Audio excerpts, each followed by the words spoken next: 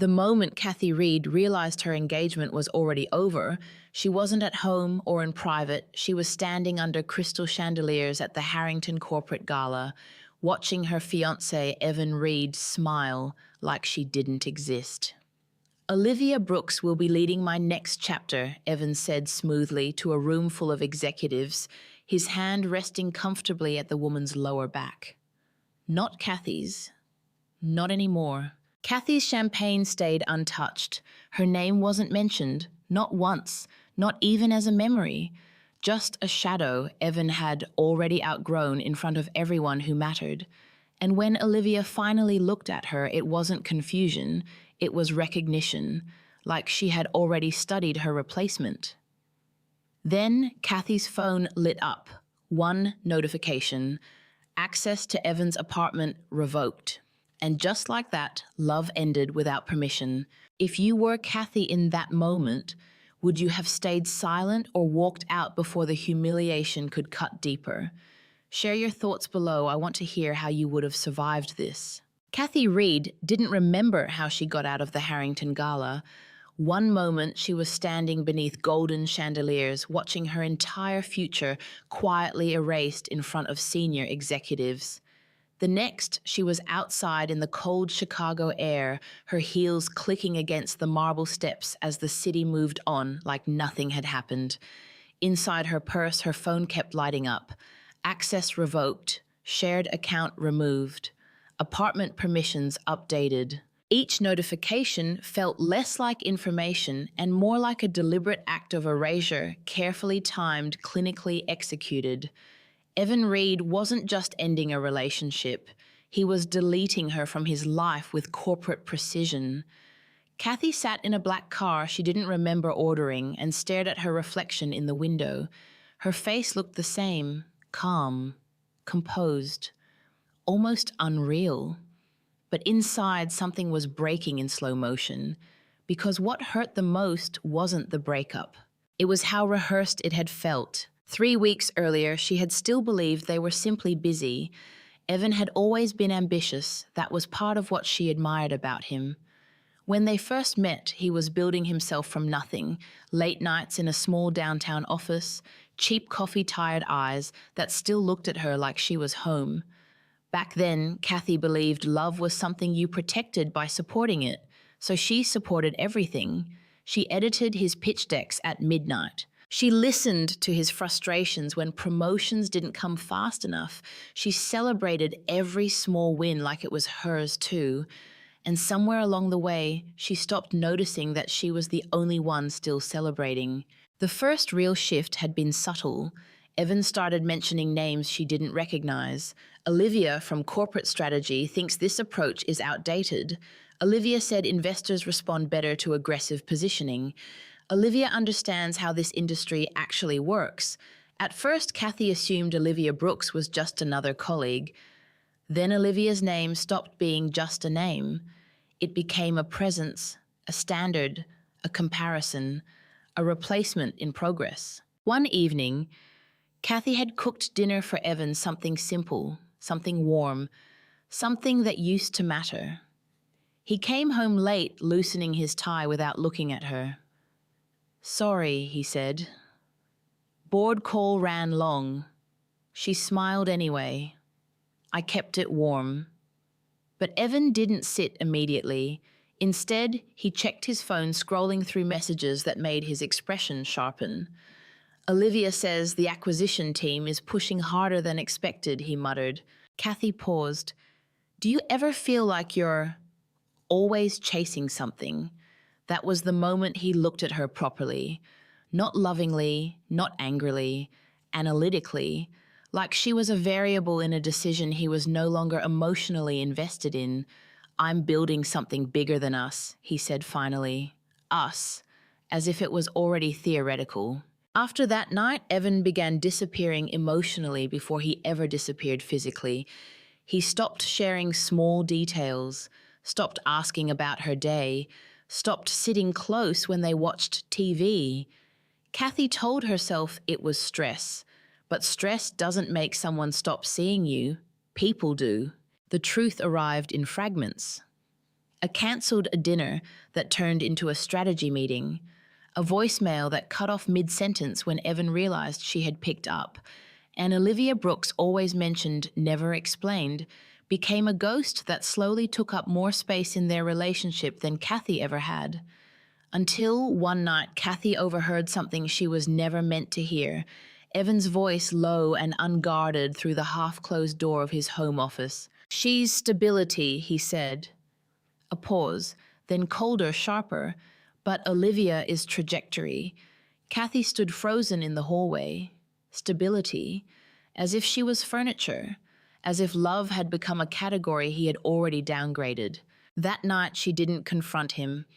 Instead, she watched him come out of the office smiling lightly at something on his phone like nothing in the world had shifted. And she realized something terrifying. He wasn't confused. He wasn't torn. He had already chosen. She just hadn't been told yet. The breakup, when it finally came, wasn't dramatic. There was no shouting, no crying. Just Evan sitting across from her in their apartment like a CEO delivering a restructuring announcement. "This isn't working for where I'm going," he said. Kathy blinked slowly. "Where you're going?" He nodded. "I need alignment in my life, with Olivia, with the company direction, with everything. Everything. Except her." She waited for him to say something softer, something human, but Evan only exhaled like the conversation was inefficient. "You didn't do anything wrong, Kathy. You just don't fit anymore. Don't fit anymore." As if she had been a piece of furniture moved into the wrong room, as if 5 years of love was a temporary design flaw. After he left that night, Kathy didn't cry immediately. She walked through their apartment slowly, noticing how many things still belonged to both of them, but would soon belong to only him. Then her phone buzzed. A calendar reminder they once shared. Anniversary, 6 years. She stared at it for a long time, then deleted it.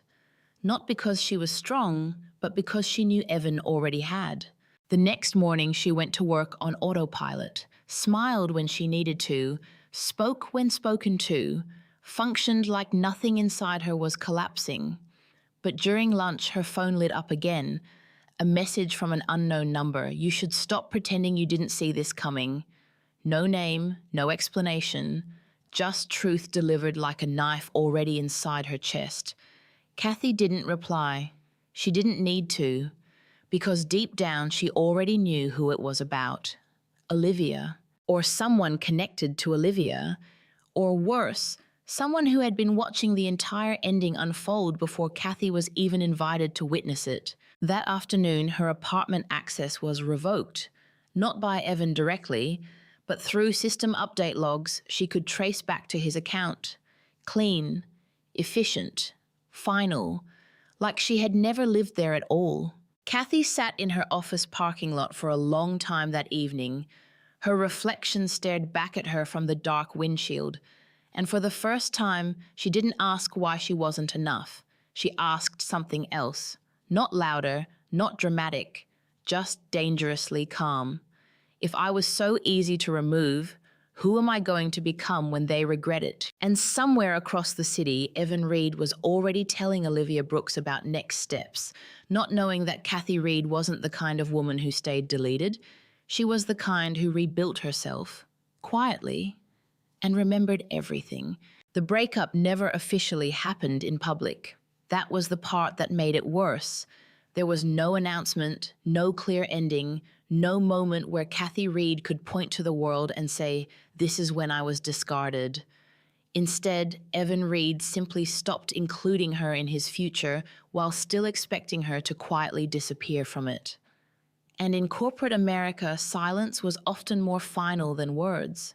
2 days after the gala, Kathy received a formal email. Subject line, "Living arrangement update required."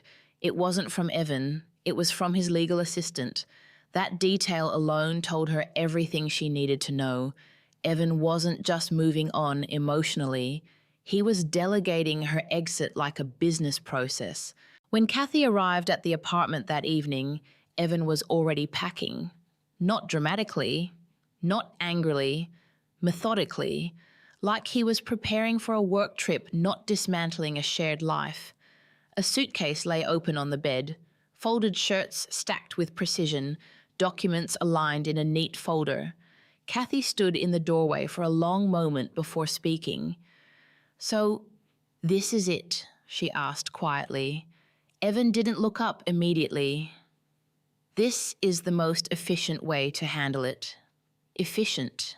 That word again, as if love had become something that could be optimized. Kathy walked further inside. Every step felt heavier than the last, not because of sadness alone, but because of recognition. She had seen Evan like this before, when he was cutting deals, when he was restructuring failing projects, when he was deciding what stayed and what got removed. Except now she was the line item on the spreadsheet. "I thought I deserved at least a conversation," Kathy said. Evan finally looked at her, and for a split second something human flickered behind his expression, but it disappeared quickly. "You deserve clarity," he said, "and I'm giving you that. Clarity. Not love, not apology, just explanation without emotion." Kathy nodded slowly, as if absorbing data instead of heartbreak. "And Olivia?" she asked. That name changed the air instantly. Evan hesitated just slightly. "She's not the reason," he said, but his pause betrayed him, because in corporate language, not the reason often meant the catalyst. Kathy gave a small, almost imperceptible smile. "It's funny," she said softly. "You used to come home and tell me everything. Now I find out I've been replaced in real time through silence." Evan closed the suitcase. "I didn't replace you," he said. But he didn't say he stayed either. That absence was louder than any confession. The final conversation unfolded like a negotiation neither of them wanted to admit they were having. Evan sat on the edge of the bed. Kathy stood near the doorway, still not moving closer, still not moving away. "You're not losing me," she said eventually. "You already did that before today." Evan exhaled, frustrated now. "This isn't about loss. It's about direction. Everything is about direction with you now," Kathy replied. A pause, then quieter. "When did I stop being part of it?" That question lingered, not answered, just tolerated. Evan finally spoke again, voice lower. "Kathy, you've been stability in my life, and I needed something more aggressive for where I'm going." There it was again. Stability, like a compliment that sounded like a dismissal. Kathy looked at him for a long moment, and for the first time, she didn't argue. She didn't defend herself. She didn't cry. She simply understood. "You don't love me anymore," she said calmly. Evan didn't deny it, and that was the most honest thing he had done in weeks. The silence that followed felt final, not explosive, just empty, like a room after the power has already been shut off. Kathy finally stepped forward, not toward him, but toward the desk where their shared documents were stored. She opened the drawer. Inside were traces of a life that no longer existed. Insurance papers, joint accounts, old travel receipts, evidence of a version of her that Evan had already archived. "You know what hurts the most?" Kathy asked without looking at him. Evan didn't answer. So she did. "It's not that you stopped loving me, it's that you made it look like I was never essential in the first place." That landed differently. For the first time, Evan looked uncomfortable, not guilty, just confronted with something he couldn't quantify. But even then, he stayed in his logic. "This isn't about erasing you," he said. "It's about evolving." Evolving. As if she was a version of software he had outgrown. Kathy closed the drawer slowly. "When you evolve without remembering who built your foundation," she said, "you don't become stronger. You just become ungrateful." Evan stood up. "Don't do this," he said, sharper now. "Don't turn this into resentment." Kathy finally looked directly at him, and there it was. No begging, no anger, just clarity he didn't expect. "I'm not resentful," she said. "I'm awake." That was the moment something shifted between them. Not reconciliation, not closure. Separation, real separation.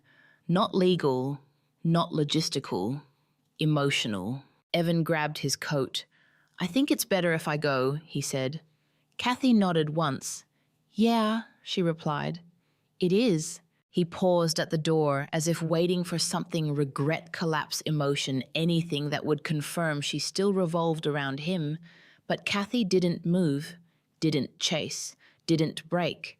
She just stood there steady in a way she hadn't been before him, and that unsettled him more than anger would have. After he left, the apartment didn't feel empty. It felt reset, like something had been deleted so cleanly that even grief needed time to load. Kathy walked through each room slowly, not mourning, observing. The space where she used to fold laundry, the kitchen where she used to cook dinners that no one truly tasted, the couch where she used to sit next to someone who was already halfway gone. Her phone buzzed again, this time a message from Evan. "I hope you understand eventually." Kathy stared at it for a moment, then placed the phone face down, because understanding was no longer her goal. That night, she did something unexpected. She opened her laptop, not to cry, not to scroll, but to update her resume. Line by line, skill by skill, version by version, until the woman on the page no longer looked like someone who had been left behind. And somewhere across the city, Evan Reid believed he had successfully made the hardest decision of his career, not realizing he had just introduced the beginning of the one person he would eventually be unable to ignore, not the woman he left, but the woman Kathy Reid was about to become. Kathy Reid didn't cry the night Evan left, not because she was strong, but because her body hadn't decided yet how to process being replaced by someone she once believed she would grow old beside. So instead of breaking down, she functioned. Quietly, precisely, almost mechanically. And that scared her more than tears ever could. The first week after Evan was gone felt unreal, like living inside a delayed reaction. People kept calling it a breakup. But to Kathy, it felt more like an eviction from a life she had helped build. Her routines still carried his ghost. 2 cups in the morning, a second pillow on the bed she didn't move, a calendar filled with events she no longer belonged to. On the 8th day, she stopped pretending. She woke up, sat on the edge of the bed, and finally let herself feel the silence. It wasn't dramatic. It was worse. It was empty. Her phone lit up constantly that morning, friends checking in, mutual acquaintances asking vague questions. One message stood out. "You okay?" After Evan heard things changed fast. Kathy stared at it for a long time, then replied, "Everything changes fast when you're the only one who didn't know it was already over." That afternoon, she returned to work, not because she was ready, but because she didn't know what else to do with a version of herself that no longer had a place in Evan's world. Her office in downtown Chicago looked the same as always, glass walls, soft lighting, polite ambition. But Kathy felt like she was walking through it as a visitor. Her manager noticed immediately. "You don't have to push yourself," he said gently. Kathy forced a small smile. "I need to stay busy." Busy was safer than thinking. Busy was controllable. Busy didn't ask questions about why love could disappear so efficiently. But nothing stayed controllable for long. By the end of the week, the cracks started showing. She forgot small things, missed details she would normally catch instantly. Once, she stared at a spreadsheet for 10 minutes without seeing a single number. And in quiet moments, her mind kept replaying Evan's voice. Olivia is trajectory, as if she had always been the wrong direction. That was the first time Kathy broke down, not loudly, not publicly, just in her car after work, hands gripping the steering wheel too tightly, breathing uneven, eyes fixed on nothing. Because suddenly it wasn't just about Evan, it was about identity, about what it meant to be replaced so easily by someone more aligned with the future. That night, she didn't go home immediately. She drove through Chicago aimlessly, passing places that used to mean something. Their favorite restaurant, the park where they once argued about moving in together, the street where Evan first told her he saw a future with her. Now all of it felt like evidence from a life that had already been closed. At 11:47 p.m., she parked near the lake. The water was dark, steady, indifferent. She stepped out of the car and stood there for a long time, letting the cold air cut through her thoughts.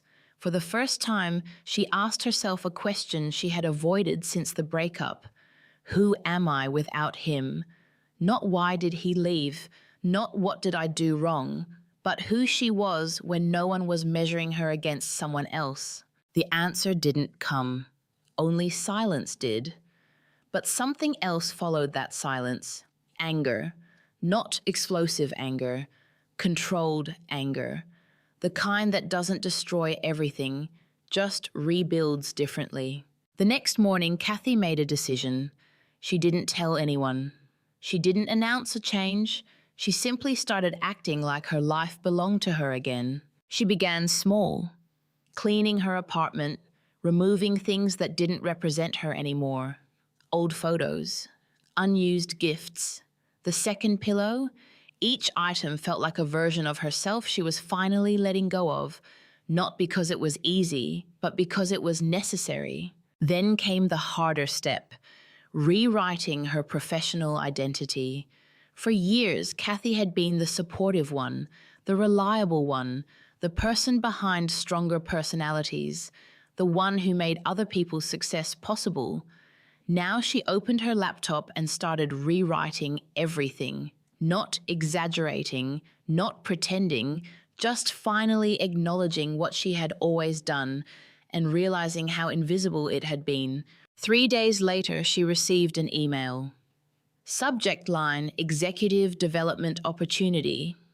From a recruiting division she had never directly interacted with, the kind of opportunity that didn't land by accident, the kind that only appeared when someone had been quietly noticed for a long time. Kathy almost ignored it, because at that point she didn't trust anything that looked like hope. But something stopped her. Maybe curiosity, maybe exhaustion, maybe the small, stubborn part of her that refused to disappear completely. The email mentioned a confidential leadership track in Seattle, high-level strategy, corporate restructuring exposure, direct pipeline into executive roles, the kind of position people like Evan used to chase. The irony wasn't lost on her. That night, she sat in her apartment holding the printed email. Her reflection in the window looked different now, not healed, not fixed, but awake and aware. She thought about Evan, about Olivia, about how easily she had been removed from a future she once believed she was building, and for the first time, she didn't feel like a victim in that memory. She felt like someone who had simply been underestimated. The next morning, she accepted the opportunity.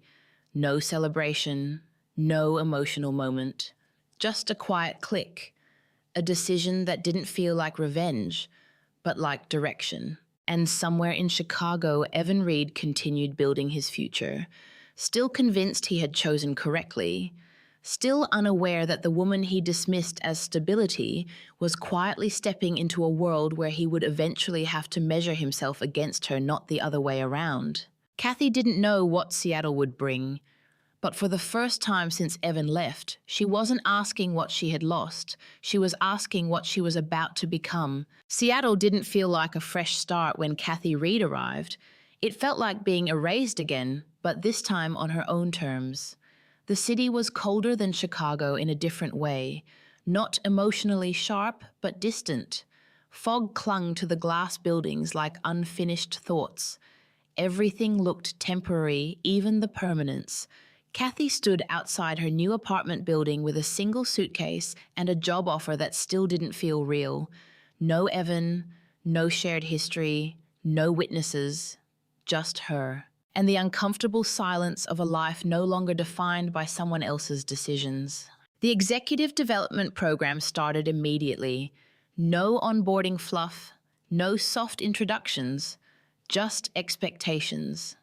Meetings at 7 a.m., strategic simulations, board-level case studies, real corporate problems with real financial consequences. Kathy quickly learned something important. No one here cared who she used to be, only what she could prove. At first, she struggled not with intelligence, but with identity. In Chicago, she had been Evan Reid's fiancé, then the woman who supported his rise, then the woman who got left for someone more ambitious. Here she was nothing. And strangely, that was freeing. Her mentor in the program was a woman named Dr. Helen Park, a former COO with a reputation for being brutally precise. On their second day, Helen looked at Kathy over a table full of financial projections and said, "You don't look like someone who's new to pressure." Kathy hesitated. "I'm not new to it." Helen nodded slowly. "Good. Then stop reacting like you are." That sentence stayed with her longer than any lesson. Weeks passed. Then months. Kathy stopped thinking in terms of survival and started thinking in terms of structure. She learned how corporations moved like ecosystems, how power shifted quietly before it ever became visible, how ambition wasn't loud, it was strategic. And slowly, something inside her recalibrated, not into who she was before Evan, but into someone entirely new. One evening, after a 12-hour simulation review, Kathy stayed behind in the empty training room, her laptop screen reflected in the dark glass walls. For the first time in years, she wasn't thinking about Evan. She was thinking about outcomes, about leverage, about decisions that changed entire organizations. And she realized something unsettling. She was good at this, not just competent, naturally good. Helen noticed it too. During a review session, she paused over Kathy's analysis. "This isn't defensive thinking," Helen said. "This is executive-level pattern recognition." Kathy didn't respond immediately, because hearing praise didn't feel like validation anymore. It felt like confirmation of something she had buried for a long time. She had never been small. She had just been contained. Outside the program, Kathy's life was quiet. No social distractions, no relationship noise, no emotional negotiations, just work and the slow rebuilding of self-definition. Sometimes late at night she would still think of Evan, but not with longing, with distance, like remembering a version of herself she had outgrown. One night she opened an old folder on her laptop by accident. Photos, messages, fragments of a life that once felt like destiny. Evan smiling at a rooftop dinner, Evan asleep on the couch, Evan holding her hand in a way that now felt rehearsed in memory. She stared at the screen for a long time, then closed it, not out of pain, but disinterest. 3 months into the program, Kathy was selected for a high-level internal rotation, corporate strategy division, Seattle headquarters, real acquisition pipelines, real executive exposure. Helen smiled when she told her, "Now you're stepping into the room where decisions actually get made." Kathy nodded once, but inside, something shifted. Because she realized she wasn't trying to rebuild her old life anymore, she was building a new position of power. The first board simulation she led was on a tech acquisition strategy, high pressure, limited data, competing executive opinions. Kathy didn't hesitate. She spoke calmly, clearly cutting through noise with structured logic. When she finished, the room went quiet for 3 seconds. Then Helen said, "That's how companies get reshaped." And for the first time, Kathy understood what that meant about herself. That night, she stood on her apartment balcony overlooking Seattle's skyline. The air was cold, but not painful. Her phone buzzed. Unknown number. She ignored it at first, then it buzzed again. And again. Finally, she checked it. A forwarded corporate announcement. A merger update, a familiar company name, Reid's firm, now officially part of a larger acquisition pipeline. Her company's pipeline. Kathy's company. She stared at the screen for a long moment. No shock, no panic, just stillness. Because somewhere between Chicago and Seattle, Evan had become not a memory she was trying to escape, but a variable she might eventually encounter again. The next morning, Helen called her into her office. "There's something you should see," she said. She slid a file across the table. Kathy opened it and froze.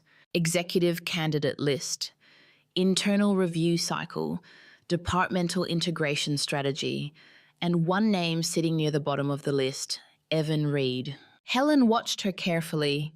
"You know him," she said, not as a question. Kathy didn't look up immediately. When she finally did, her expression was unreadable. "Yes," she said quietly. "I know him." A pause. Then Helen leaned back. "Good," she said, "because you'll be involved in evaluating him." The room didn't change, but everything inside Kathy did. Not anger, not fear, not nostalgia. Something more dangerous. Clarity with structure. Emotion filtered into decision-making. That night she didn't sleep. Not because she was overwhelmed, but because something she thought she had finished healing had quietly returned, not as pain, but as purpose. Reid had once looked at her and decided she was stability, something replaceable, something outgrown, something not aligned with the future. But now, in a different city, inside a different system, Kathy Reid was being positioned in a place where she would no longer be the one evaluated. She would be the one evaluating. And for the first time since everything ended, Kathy didn't feel like she had been left behind. She felt like she had been positioned. Kathy Reid didn't become powerful overnight. It happened quietly, like erosion in reverse. Each decision she made in Seattle added another layer of precision until the version of her that once hesitated in Chicago no longer existed in the same form. She stopped second-guessing, stopped over-explaining, stopped softening her instincts to make others comfortable. And in corporate environments like hers, that change didn't go unnoticed. By the end of her first year in the executive development pipeline, Kathy was no longer new talent. She was a reference point, the kind of name senior leadership used when discussing disciplined execution. The Reid approach is clean. Reid's models are scalable. Let Reid review it before final approval. She never asked for attention. But she had become the kind of professional people started aligning themselves around. What no one in Seattle knew, what no one needed to know, was that Kathy's precision wasn't just skill, it was adaptation. She had learned painfully what it meant to be dismissed by someone who once swore you were essential. And that kind of lesson didn't fade. It evolved into structure. Dr. Helen Park noticed the shift before anyone else. One afternoon, after a high-stakes simulation involving a failing tech acquisition, Helen closed the folder and looked at Kathy across the table. "You don't hesitate anymore," she said. Kathy replied without thinking. "Hesitation creates exposure." A pause. Helen studied her for a moment. "That's not something I taught you," she said. Kathy finally looked up. "No, it's something I learned." And neither of them needed to name where. Outside of work, Kathy's life had become intentionally minimal, not empty, controlled. She kept her apartment clean, uncluttered, almost clinical. Her routines were precise: morning exercise, structured reading, industry analysis, case preparation. Emotion wasn't absent. It was contained, filed away where it couldn't interfere. But transformation always leaves echoes. Late at night, sometimes she would still feel fragments of the past surface. Not Evan specifically, but the version of herself who once believed love and loyalty were enough to guarantee permanence. She no longer hated that version. She simply no longer recognized her as functional. 2 years into Seattle, Kathy was promoted to senior strategy executive. The announcement came in a brief email. No celebration, no dramatic moment, just a sentence confirming what had already been happening informally for months. Her decisions now affected millions in valuation shifts. Her analysis influenced board-level direction. Her voice, once quiet in Chicago rooms where Evan dominated conversations, now shaped corporate trajectories. And then came the acquisition. It started as rumors, then internal briefings, then confirmed pipeline activity. A mid-sized but aggressive Chicago-based firm entering distress restructuring discussions. Kathy didn't need the name to recognize it immediately, but it still hit differently when she saw it in writing. Reid Dynamics, Evan's company. For a long moment, she didn't react. She simply read the document again, not because she was shocked, but because she was confirming emotional neutrality. And it was there, no spike, no collapse, just recognition. Later that day, Helen called her into a private meeting room. The atmosphere was different this time, more formal, more final. Helen placed a sealed folder on the table. "We're moving forward with evaluation teams," she said. "You're assigned to executive screening." Kathy nodded once, then Helen added almost casually, "One of the candidates is from Reid Dynamics. Silence, not heavy, just precise." Kathy didn't ask who. She already knew, but Helen watched her carefully anyway. "This won't be like other evaluations," Helen said. Kathy finally responded, "It never is." Helen leaned back slightly. "Personal history affects judgment." Kathy met her eyes. "No," she said calmly. "Unprocessed history does. I don't carry those anymore." It wasn't a defense. It was a statement of fact, and Helen understood the difference. That evening, Kathy stayed late in the office. Seattle was dark outside the glass walls, the city reflecting in fragmented lines across her workspace. She opened the candidate file again. Evan Reid, age 34, position senior director. Track record, aggressive expansion strategy, high volatility leadership style. There were notes beneath his profile: strong ambition signal, inconsistent team retention, high confidence under pressure. Potential misalignment with collaborative frameworks. Kathy stared at the last line longer than the others. Misalignment. It was almost ironic, a word she had once heard used to describe herself. For a moment, memory surfaced. Not emotional, not vivid, just factual. Evan sitting across from her in their old apartment.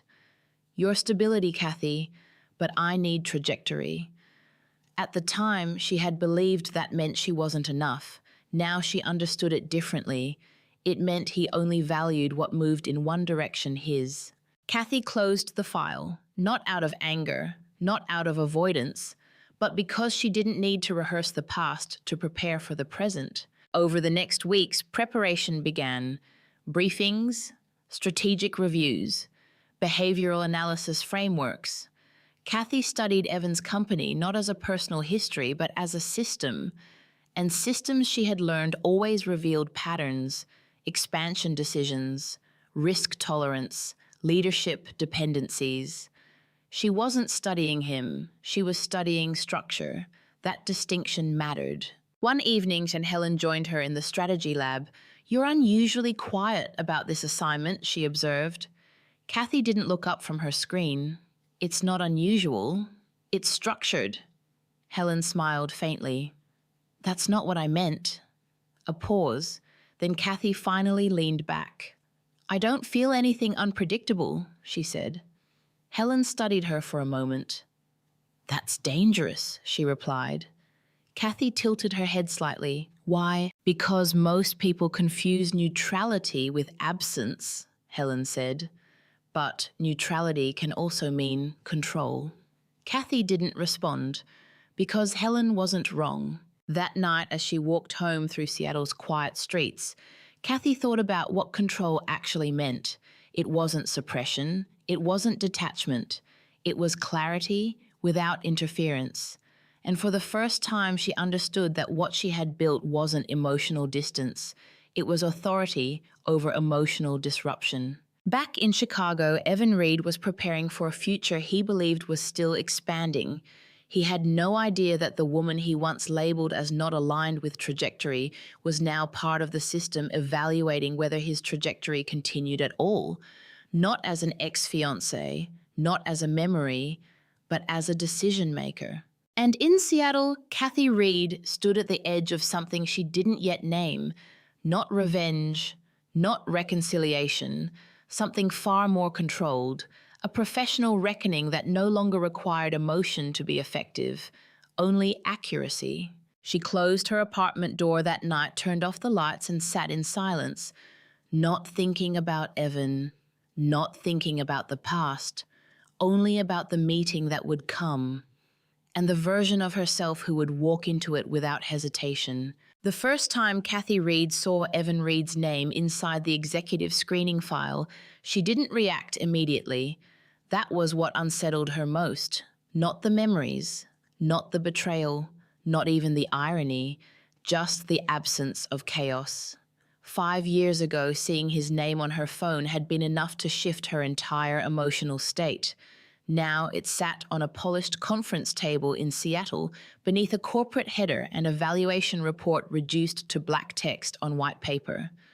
Evan Reid. Candidate under review. Kathy closed the file carefully and slid it back into the folder.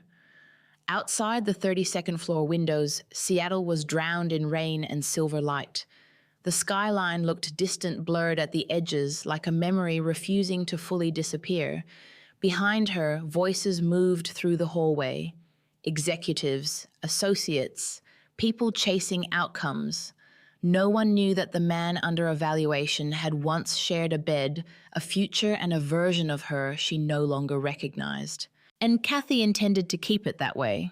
The next morning, the executive screening committee gathered in conference room C, minimalist design. Dark glass walls. A long black table engineered to intimidate. Kathy arrived first, not because she needed preparation, but because control often began with presence. She placed her tablet neatly beside her coffee and reviewed the day's candidate profiles again. 3 internal transfers, 2 external acquisitions, 1 leadership reassignment, and Evan Reid. "You're unusually early." Helen Park entered quietly, carrying her own stack of documents. Kathy gave a faint smile. Preparation reduces variables. Helen sat across from her. For a moment, neither woman spoke. Then Helen asked the question directly. "How personal is this for you?" Kathy's gaze remained on the screen. "It used to be," she replied calmly. "Used to be. Not avoidance, not denial. Past tense." Helen studied her carefully. "You know," she said softly, "most people think power means getting revenge." Kathy finally looked up. "And what do you think it means?" Helen leaned back slightly. "Being able to make the right decision even when revenge would feel easier." Silence settled briefly between them. Then Kathy nodded once. "I agree." And she meant it. But agreement didn't stop memory from resurfacing, because trauma didn't disappear just because success arrived. Sometimes it simply waited for familiar names. That afternoon, Kathy reviewed Evan's professional history in detail. His rise had been aggressive, rapid promotions, high-risk acquisitions, strong investor confidence. But beneath the polished surface, patterns emerged: leadership turnover, internal conflicts, short-term gains with unstable retention. Kathy's fingers paused over one particular report. Multiple senior staff departures following restructuring initiative. She remembered Evan's voice from years ago. People are either useful to growth or obstacles to it. At the time, she had mistaken that philosophy for ambition. Now she recognized it as emotional architecture. Everything in Evan's world was transactional once it stopped serving momentum. Her phone buzzed softly against the desk. Internal scheduling update. Final executive interviews confirmed for Thursday morning. Her eyes scanned the list automatically. Candidate number 4, Evan Reid. Candidate number 5, Olivia Brooks. Kathy froze for half a second. Olivia, the woman Evan once introduced as the future, the woman whose presence had quietly destroyed Kathy's past life before the breakup was even official. For the first time in months, Kathy felt something sharp move beneath her composure. Not pain, recognition. She leaned back slowly in her chair, because suddenly this wasn't just coincidence anymore. This was convergence. That evening, Seattle's rain hit harder than usual. Kathy stayed late at the office reviewing acquisition notes beneath dim overhead lighting. Most employees had already left. The building hummed softly with after-hours silence. She should have gone home. Instead, she opened Olivia Brooks's file. Olivia's career trajectory was impressive on paper.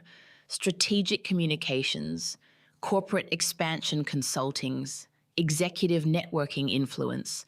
But something about the profile felt curated, too polished, too intentional. Kathy kept reading, then stopped abruptly. One line buried inside a prior leadership review caught her attention. Strengths heavily tied to relational leverage within executive ecosystems. Relational leverage. Corporate language for proximity to power. Kathy stared at the words for a long time. 5 years ago, those words would have destroyed her emotionally. Now they simply clarified things. Olivia hadn't won Evan because she was better. She had aligned with the system he valued most: status, acceleration, optics. And for the first time, Kathy understood something that changed the shape of her resentment completely. Olivia had never actually been the real betrayal. Evan was. A soft knock interrupted her thoughts. Helen stepped into the office doorway. "You're still here?" Kathy closed the file calmly. Just finishing candidate prep. Helen walked further inside, then noticed the open profile on the screen. "Olivia Brooks," she observed. Kathy nodded. Helen crossed her arms thoughtfully. "Does seeing her bother you?" Kathy considered the question honestly, then answered just as honestly. "No," she said. "But it explains things." Helen sat on the edge of the desk. "You know what the dangerous part is?" she asked. Kathy raised an eyebrow slightly. "Most people think betrayal changes how they see others," Helen said quietly. "But the deepest betrayal changes how they see themselves." That landed differently, because for years Kathy had unconsciously measured herself against Olivia. More ambitious, more polished, more aligned. But sitting here now in a building Olivia was applying to enter while Kathy already belonged inside those comparisons suddenly felt obsolete. "I used to think she became the better choice," Kathy admitted softly. Helen's expression didn't change. And now Kathy looked out at the rain-covered skyline. "Now I think Evan only chose what reflected who he already was." The silence afterward felt important, not emotional, transformative. Thursday arrived faster than expected. By 8:15 a.m., the executive floor was fully operational. Assistants moved quickly through glass corridors. Interview packets stacked neatly at reception. Coffee prepared with corporate precision. Kathy stood alone inside interview room 2, reviewing the schedule one final time. Everything about her appearance was composed. Dark tailored suit, minimal jewelry, controlled expression. Nothing about her revealed history.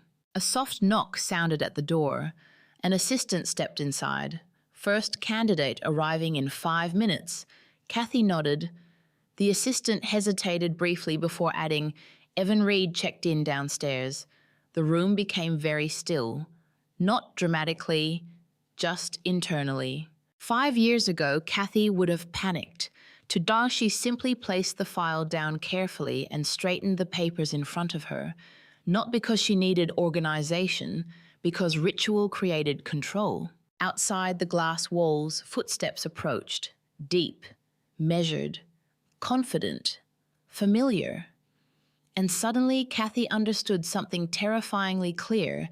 Evan Reid was about to walk into a room believing he was interviewing for his future, without knowing the woman he once discarded was already sitting at the other side of the table, waiting. The door opened precisely at 8:30 a.m.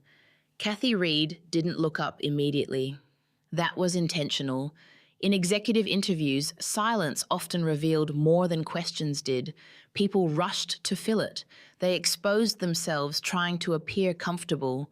So she finished signing the final note on the evaluation sheet before lifting her eyes calmly toward the man entering the room. Evan Reid, 5 years older, sharper around the jaw, more expensive suit, the same carefully engineered confidence. And for one suspended second, the air between them felt like a collision between two completely different timelines. Evan stopped walking, not dramatically, just enough for Kathy to notice. His eyes narrowed slightly, confusion flickering beneath professional composure. Because he recognized some things. Not fully, not consciously, but familiarity moved across his face like a shadow he couldn't place. Kathy remained seated, controlled, unreadable. Nothing in her expression acknowledged history. "Mr. Reid," she said evenly, "please have a seat." Her voice did it. The moment the words reached him, Kathy watched recognition hit in real time. Not all at once, layer by layer. The eyes first, then the stillness, then disbelief. Kathy. The name escaped him before he could stop it, and suddenly the room belonged to her. Kathy folded her hands neatly on the table. In this setting, she said calmly, "Ms. Reid is fine." Evan stared at her. The silence stretched long enough to become uncomfortable, not for Kathy, for him.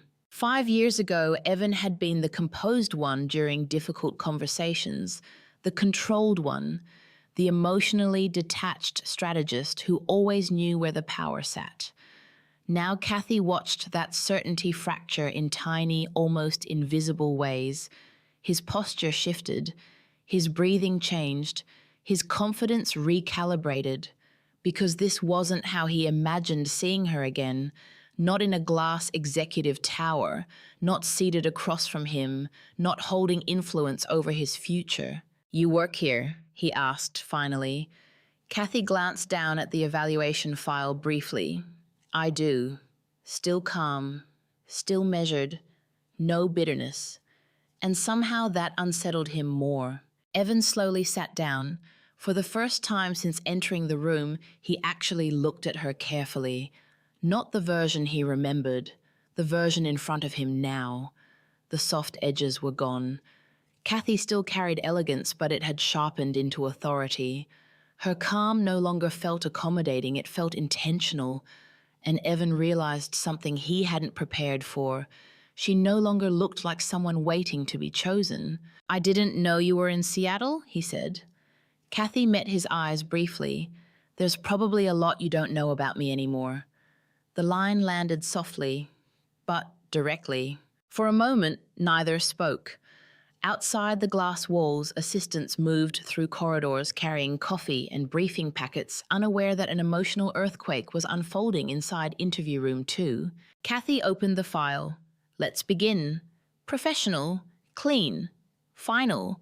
And Evan understood immediately. She wasn't going to make this easier for him emotionally, nor harder.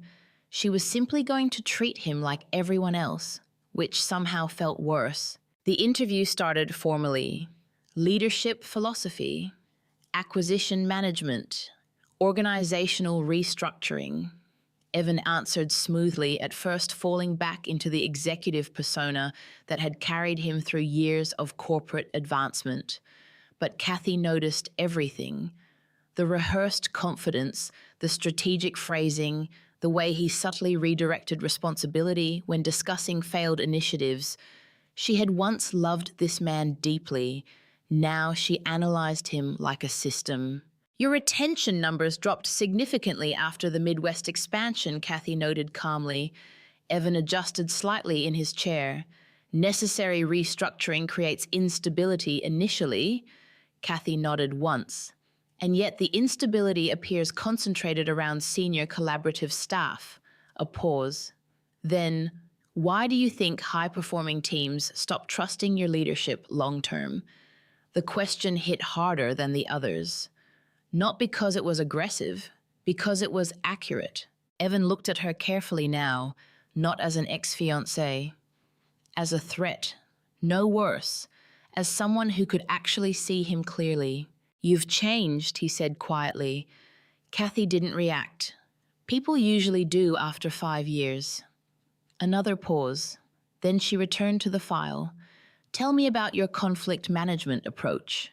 Professional again, like his personal observation had never happened. And Evan suddenly understood something deeply uncomfortable. Kathy wasn't emotionally trapped in the past anymore. He might be the only one carrying shock into this room. Halfway through the interview, there was a soft knock at the door. An assistant entered carefully. Ms. Reid Olivia Brooks has arrived early for her evaluation. The room changed instantly. Evan's expression tightened almost imperceptibly, and for the first time since he entered, Kathy saw genuine discomfort. Interesting. Kathy looked towards the assistant. Have her wait in Executive Lounge B? Of course. The assistant left. Silence returned, but now it carried tension. Evan leaned back slowly. You're interviewing Olivia too. Kathy closed the file for a moment. Yes. That single word did something to him. She saw it immediately.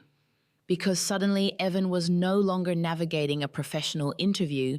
He was confronting convergence, past, present, choices, consequences, all inside one building. You knew, he asked carefully. Knew what, that she'd be here. Kathy held his gaze calmly. No, she replied. But life seems unusually committed to irony lately. For the first time, Evan almost smiled. Not confidently, nervously. Then his expression shifted again. You look... He stopped himself. Kathy raised an eyebrow slightly. Different, she offered. Evan nodded slowly. No, he admitted. Not different. A longer pause. Untouchable. The word lingered between them, and Kathy realized something startling. Evan wasn't looking at her with pity anymore, or superiority. He was looking at her the way ambitious people look at something they failed to predict. But Kathy refused to emotionally enter that space with him. Let's stay focused, she said calmly. We still have 20 minutes remaining. Professional. Again. Always professional. And every time she redirected the conversation, Evan seemed to lose a little more balance. Toward the end of the interview, Kathy asked the final question, the one she had intentionally saved. What do you believe leadership owes the people who helped build its foundation? The room went still, because suddenly this wasn't just about business anymore, and Evan knew it. He looked at her for several seconds before answering. When growth happens, he said carefully, some relationships evolve differently than expected. Kathy's expression never changed, but internally she understood exactly what he had done.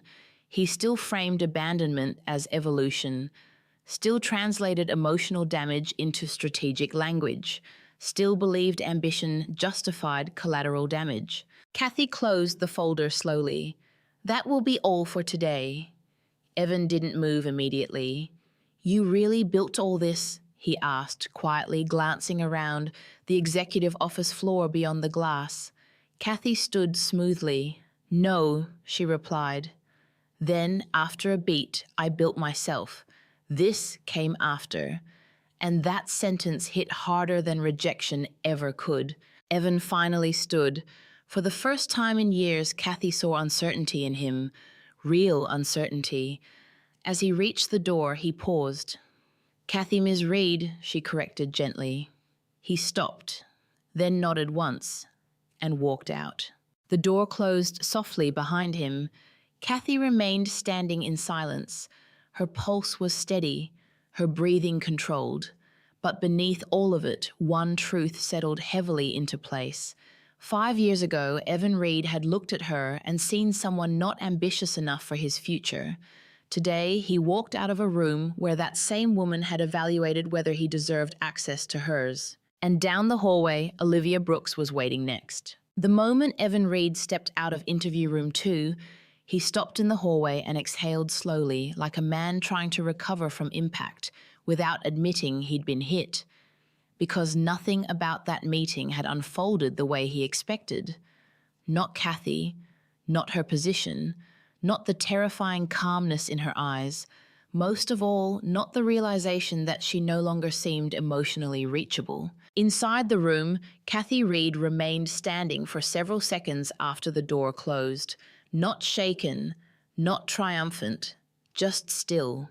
She gathered the interview documents, carefully aligning the pages into a neat stack before sitting again.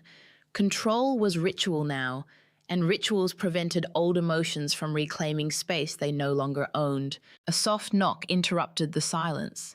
Helen Park entered without waiting for permission. "Well?" she asked. Kathy slid the evaluation file across the table. Helen opened it casually at first, then her eyebrows lifted slightly. "You scored him lower than expected." Kathy folded her hands calmly. "Because his leadership metrics don't support the performance narrative." Helen glanced up, and personally, Kathy met her eyes directly.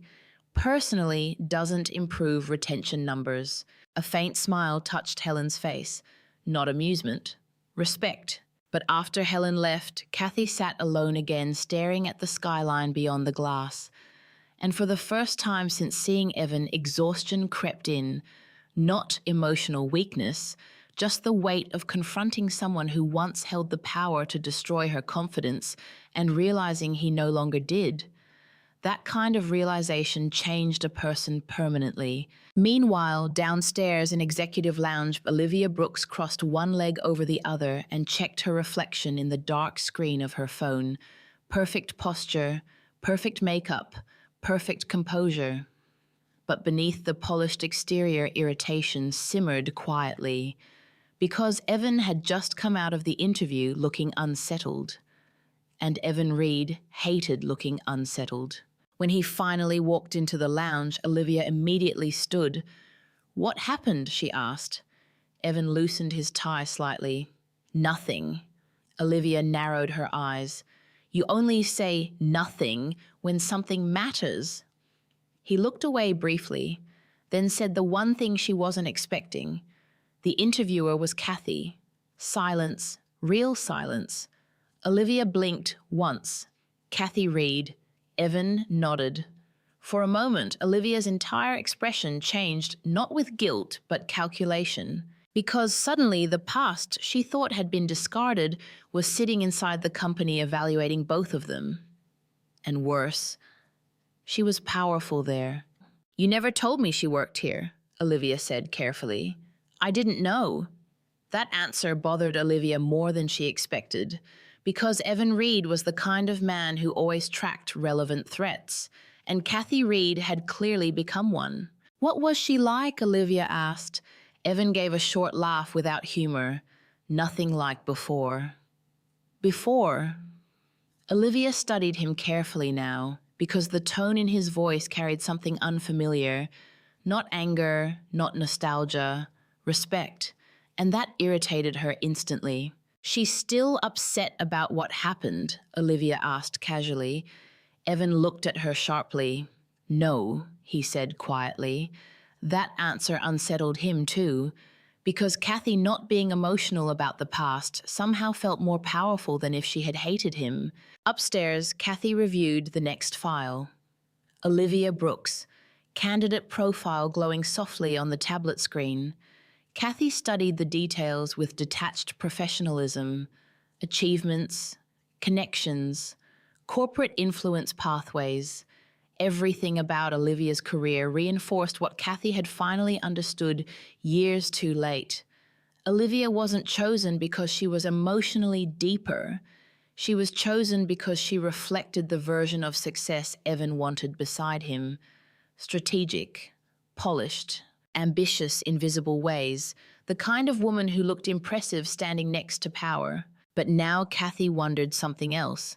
Had Olivia actually been happy? Or had she simply won a competition built on shallow foundations? Another knock came. Ms. Reid, the assistant, asked softly. "Ms. Brooks is ready." Kathy closed the file. "Send her in."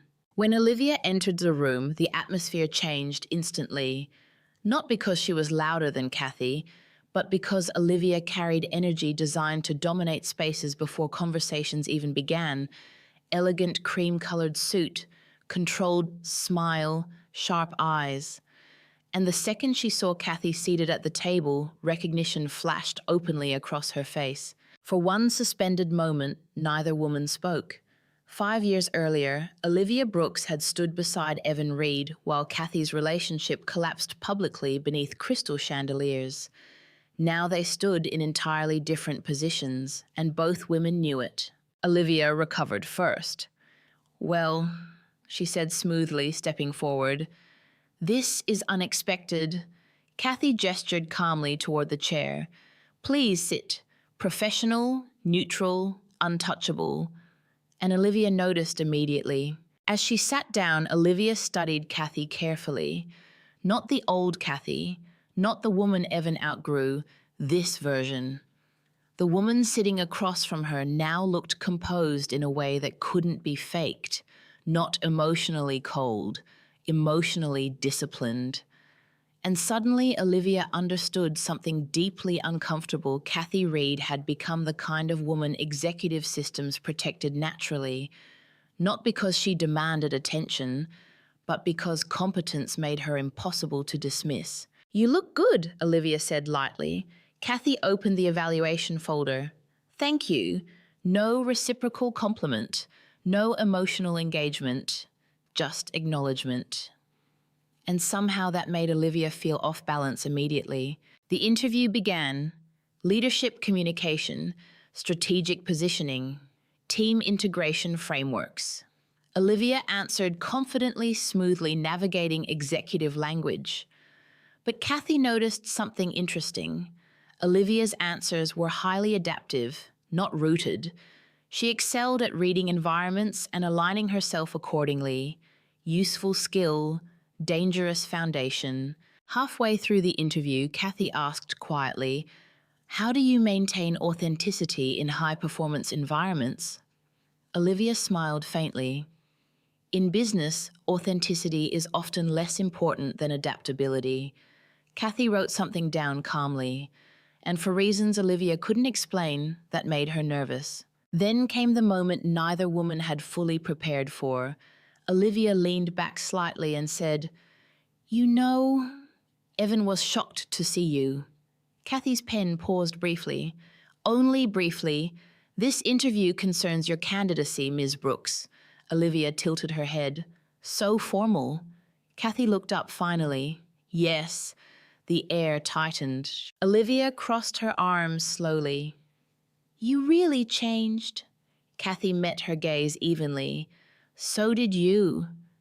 That landed harder than expected, because for the first time, Olivia sensed that Kathy wasn't interested in competing anymore, and women who no longer compete are difficult to manipulate. A silence stretched between them. Then Olivia said quietly, "You know he talks about you differently now." That sentence could have destroyed the old Kathy. The new one simply closed the file gently. "I'm not interested in how Evan processes regret." Olivia stared at her and suddenly understood something terrifyingly clear. Kathy Reid had already emotionally left the triangle years ago. Everyone else was just arriving late. The interview concluded 20 minutes later. Professional, controlled, precise. But as Olivia stood to leave, she paused near the door, then turned back. And for the first time since entering the room, her confidence slipped slightly. "He underestimated you," she said quietly. Kathy held her gaze calmly. "No," she replied. Then softer. "He underestimated what pain would force me to become." Olivia left without another word, and when the door finally closed, Kathy sat alone once more in the silent executive office. Not victorious, not bitter, just aware, because something deeper than revenge was happening now. The people who once made her feel replaceable were slowly realizing they had mistaken kindness for limitation, and that mistake was beginning to cost them both. By the end of the week, the atmosphere inside the executive division had shifted. Not publicly, nothing dramatic had happened on paper. No scandals, no confrontations, no visible tension. But corporate environments were built on subtle energy, and people at the top learned quickly when something beneath the surface was changing. And right now, something was. Reid felt it first. He sat inside a temporary conference office overlooking downtown Seattle, pretending to review acquisition documents while his mind replayed Kathy's voice over and over again. "I built myself. This came after." The sentence haunted him more than anger would have, because anger would have meant she still emotionally belonged to the past. But Kathy's calmness, that felt unreachable. Across the room, Olivia Brooks watched him carefully. For 5 years, she had understood Evan through ambition, through momentum, through the relentless confidence that made other executives follow him into risky decisions. Now she saw something unfamiliar. Distraction. "You're doing it again," Olivia said, finally. Evan looked up. Doing what? Thinking about her. The silence after that confirmed everything. Olivia leaned back in her chair slowly. "You never looked at me like that after an interview." Evan frowned slightly. "This isn't about that. Then what is it about?" He didn't answer immediately. Because he didn't fully know, all he knew was that seeing Kathy Reid again had disrupted something he thought was permanently settled. Not romantically, psychologically. 5 years ago, he left Kathy believing he understood her limitations. Kind, supportive, emotionally safe. But not built for expansion, not built for high-level executive environments, not built for the future he imagined. And now she was sitting inside a company powerful enough to evaluate his next career move while he struggled to maintain composure across from her. The imbalance disturbed him more than he wanted to admit. Olivia noticed it too, and underneath her polished exterior, irritation slowly sharpened into insecurity, because for years she believed she had won the man, won the future, won the trajectory. But victories stop feeling stable when the woman you replaced no longer looks broken. That afternoon, Kathy attended an internal strategy briefing with senior leadership. Glass walls, digital projections, million-dollar acquisition discussions. She spoke with calm precision, outlining integration risks and executive compatibility concerns. No hesitation, no emotional interference. Across the table, several board members nodded as she explained restructuring vulnerabilities within Reid Dynamics. Not one person in the room knew she had once shared a life with one of the executives being analyzed, and that anonymity gave her power. After the meeting ended, Helen caught up with her near the elevator. "You're handling this exceptionally well," she observed. Kathy pressed the elevator button. "I'm doing my job." Helen gave her a knowing look. "That's not what I meant." The elevator doors opened softly. Neither woman moved immediately. Then Helen asked quietly, "Do you still love him?" The question landed without warning, and for a moment Kathy actually considered it honestly. Not the memory of him, not the idea of who he used to be. Him. Evan Reid. Finally, Kathy shook her head. No, she said softly. Helen studied her carefully. But Kathy stepped into the elevator. But part of me still mourns the woman who thought she had to earn loyalty.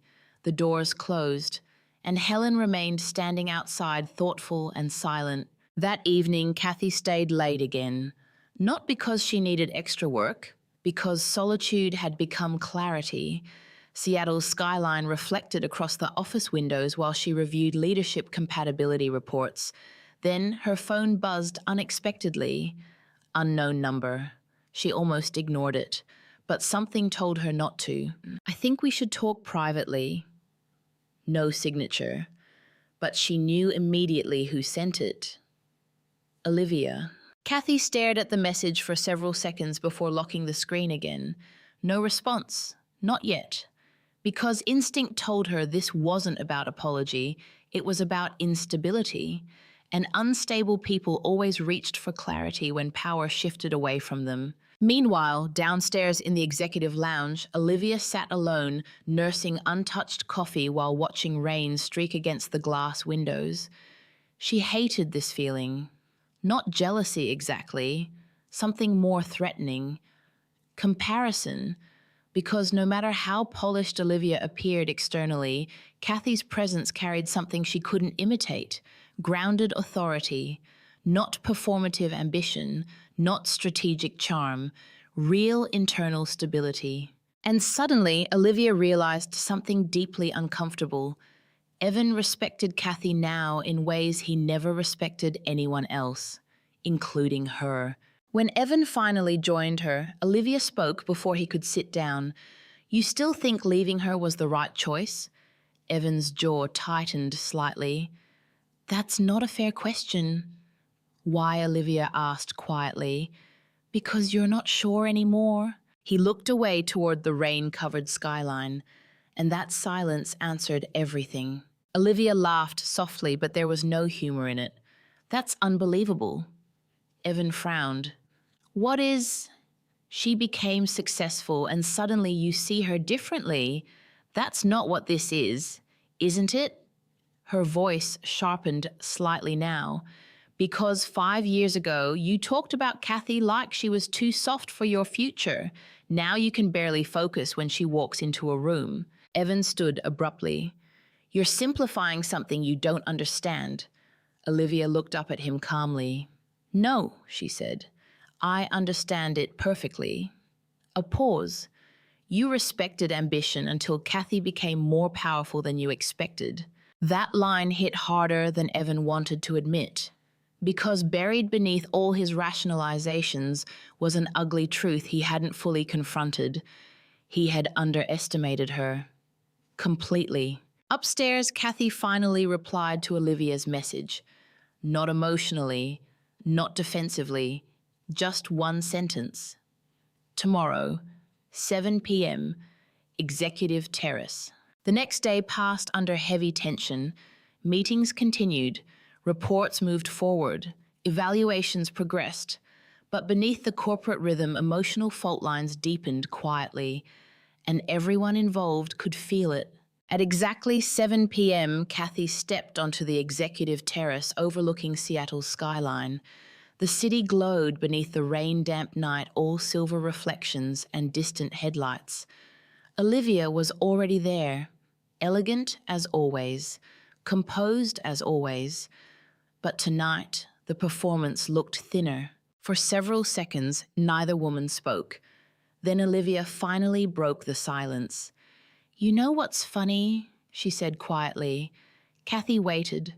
Olivia looked out over the city. "For years, I thought you hated me."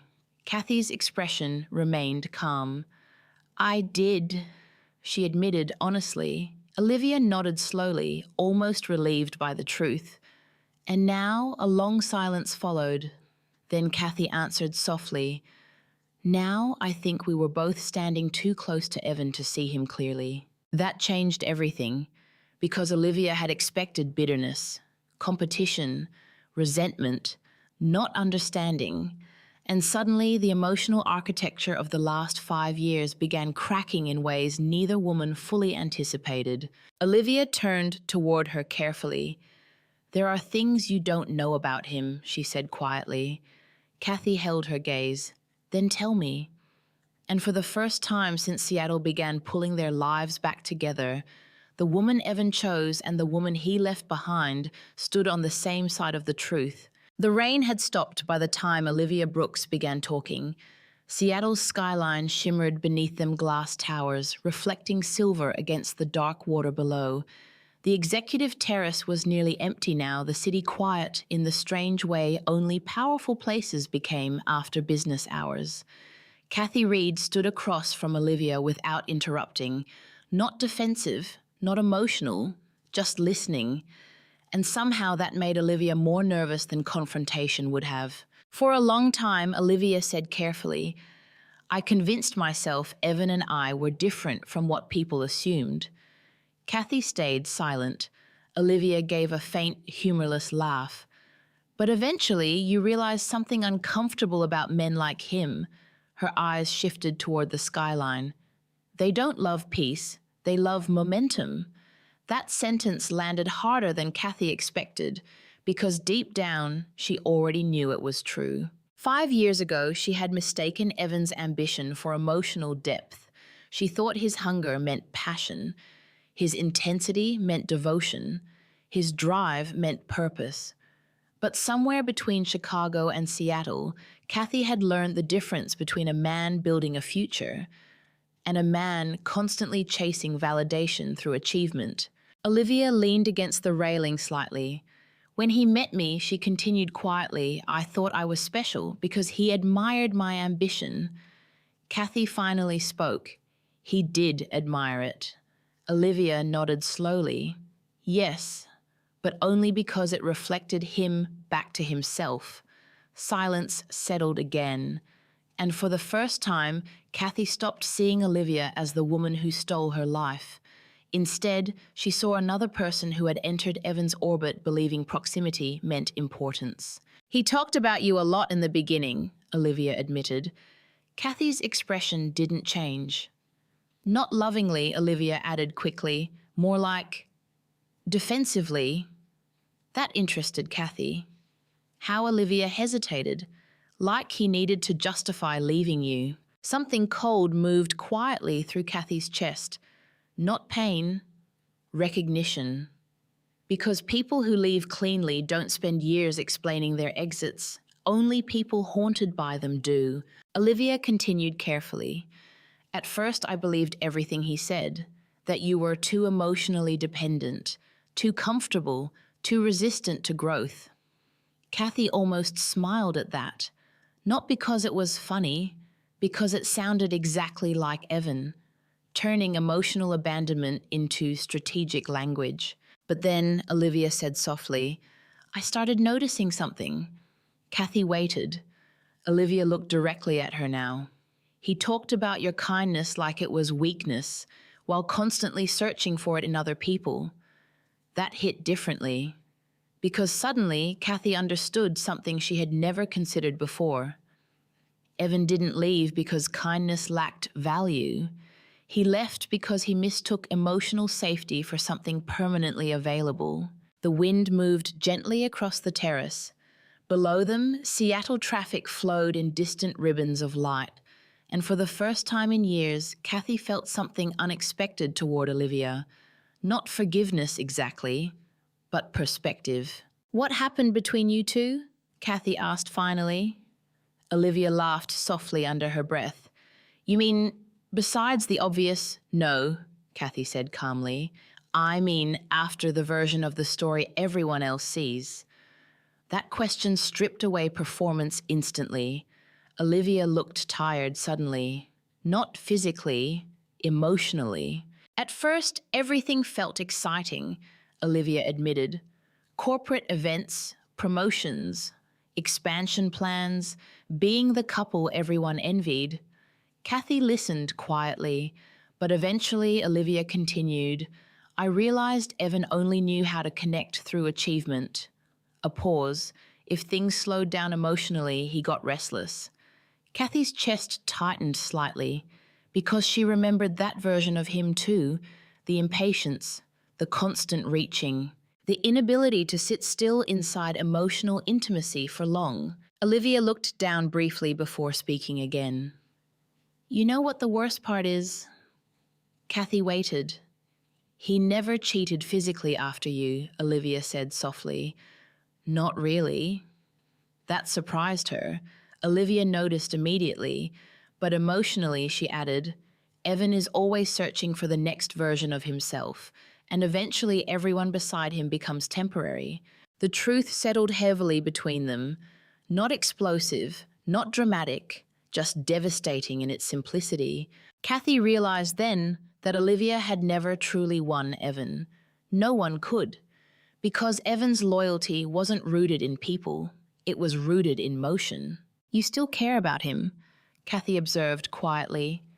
Olivia smiled sadly. That's the pathetic part, isn't it? No, Kathy said calmly. It's human. And for the first time that night, Olivia's expression softened completely, because compassion from Kathy felt harder to process than resentment ever would have. I hated you for years, Olivia admitted. Kathy crossed her arms lightly. Why? Because he respected you in ways he never respected me. That answer stunned her slightly. Olivia looked away toward the skyline again. You grounded him, she said softly. I accelerated him. A pause.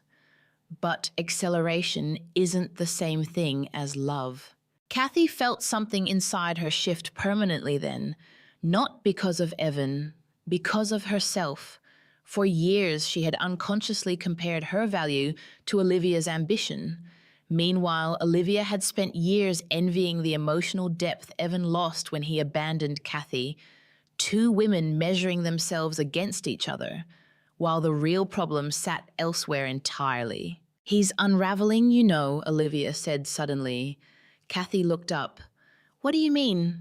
Olivia hesitated before answering. He thought seeing you again would make him feel superior. A bitter smile crossed her face. Instead, it made him realize you became someone he can't control anymore. That truth echoed quietly through Kathy's mind. Because control had always been central to Evan's relationships, not aggressively, subtly, through approval, withdrawal, validation, comparison. And now none of those tools worked on her anymore. Olivia straightened slightly. There's something else you should know. Kathy waited. He's trying to leverage personal relationships internally. Her eyes narrowed faintly. What kind of leverage? He thinks if he reconnects emotionally with you, it'll affect the evaluation process. Silence. Then Kathy laughed softly. Not cruelly, just genuinely surprised. Olivia looked at her carefully. You already knew that was possible, didn't you? Kathy's gaze moved toward the city lights. No, she replied calmly. But it sounds exactly like someone who still mistakes emotional access for influence. For several moments, neither woman spoke again. The city hummed quietly beneath them. Two women connected by the same man, finally seeing the architecture of the damage clearly, not through jealousy, through understanding. Then Olivia asked the question neither of them had touched yet. Do you want revenge? Kathy considered it honestly.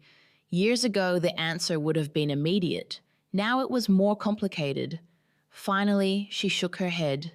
No. Olivia frowned slightly. Really? Kathy met her gaze calmly. Revenge means I still need him emotionally involved in my healing. A pause. I don't. That answer visibly affected Olivia, because it represented something deeper than success, freedom. Olivia exhaled slowly.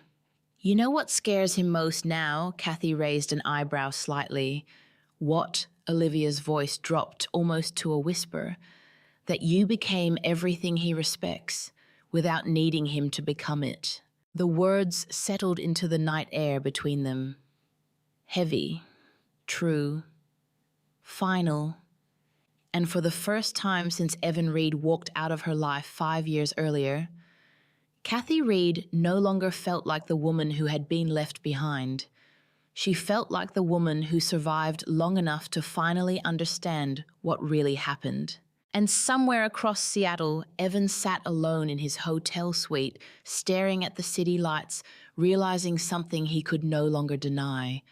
The woman he once dismissed as not ambitious enough had become the one person in the room he could no longer read. And that terrified him. The next morning, Seattle woke beneath low gray clouds and restless rain. Inside the executive headquarters, everything looked polished and controlled, as usual, assistants moving through glass corridors, coffee trays balanced carefully, conversations wrapped in corporate calm. But beneath the surface, emotional fault lines had already shifted, and Kathy Reid could feel it. She arrived at the office early, dressed in charcoal gray, with her hair pulled back neatly, every detail intentional without appearing forced. Power no longer felt like performance to her, it felt like alignment. As she stepped into her office, she noticed something waiting on her desk. A handwritten note, no signature, just one sentence. "You deserved honesty long before now." Kathy stared at the note quietly. Olivia. It had to be, because Evan would never choose honesty if control was still possible. For a long moment, Kathy simply sat there, fingers resting lightly against the paper. 5 years ago, a message like that would have reopened every wound she carried. Now it felt different. Not healing, confirmation. At 9:15 a.m., Helen Park entered with updated executive evaluation reports. "You're quiet today," Helen observed. Kathy handed her the note casually. Helen read it once before looking up. "Interesting." Kathy leaned back slightly in her chair. "No," she said softly. "Necessary." Helen studied her carefully. "Do you think Olivia regrets what happened?" Kathy considered the question, then answered honestly.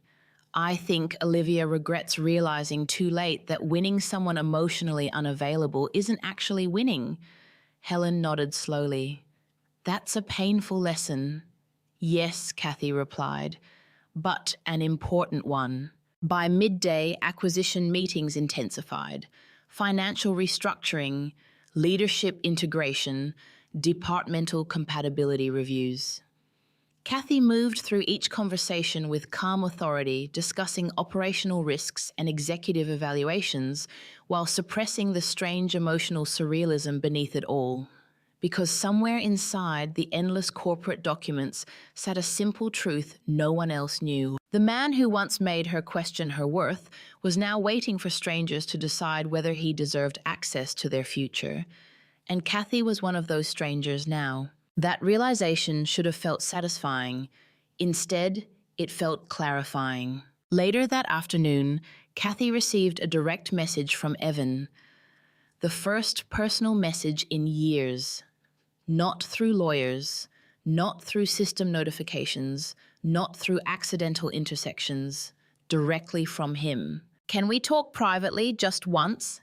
Kathy stared at the screen without emotion, then locked her phone again. No response. Because part of healing was understanding that closure didn't always require reopening the door. But Evan didn't stop. A second message arrived 30 minutes later. "I know I don't deserve your time, but there are things I need to explain." That almost made her laugh, not because it was ridiculous, because it was predictable. For years, Evan Reid had controlled narratives. He framed departures as evolution, abandonment as alignment, emotional damage as strategic necessity. And now, for the first time, he was trapped inside a narrative he couldn't control, one where Kathy no longer needed his version of events to understand her own value. That evening, Olivia requested another meeting, this time in Kathy's office. When she arrived, she looked different somehow. Still polished, still elegant, but less armored. Kathy gestured toward the chair across from her desk. Olivia sat slowly studying the skyline behind Kathy through the massive glass windows. "You really built this life from nothing after him," she said quietly. Kathy folded her hands calmly. "Not from nothing." Olivia looked at her. from pain. The honesty in the room felt strangely intimate, not romantic, not even friendly, just two women finally speaking without pretending. Olivia exhaled slowly. I need to tell you something before the final evaluation process finishes. Kathy waited. Olivia's voice lowered. Evans trying to negotiate internally. Her expression didn't change. How he's leveraging contacts from Chicago, positioning himself as indispensable to the acquisition transition. Kathy nodded once. That's expected. No, Olivia said carefully. You don't understand. A pause. He specifically mentioned you. That made Kathy still completely. Olivia continued. He believes your history together will prevent you from making a fully objective decision. Silence filled the office. Heavy, controlled, sharp. Then Kathy leaned back slowly in her chair and smiled. Not warmly, not cruelly, just knowingly. He still thinks emotional history gives him influence, she said quietly. Olivia nodded. Yes. Kathy looked out at the city for a moment before replying. That's because Evan mistakes emotional access for power. Olivia watched her carefully now and suddenly understood why Kathy frightened him. It wasn't success alone, it was emotional independence.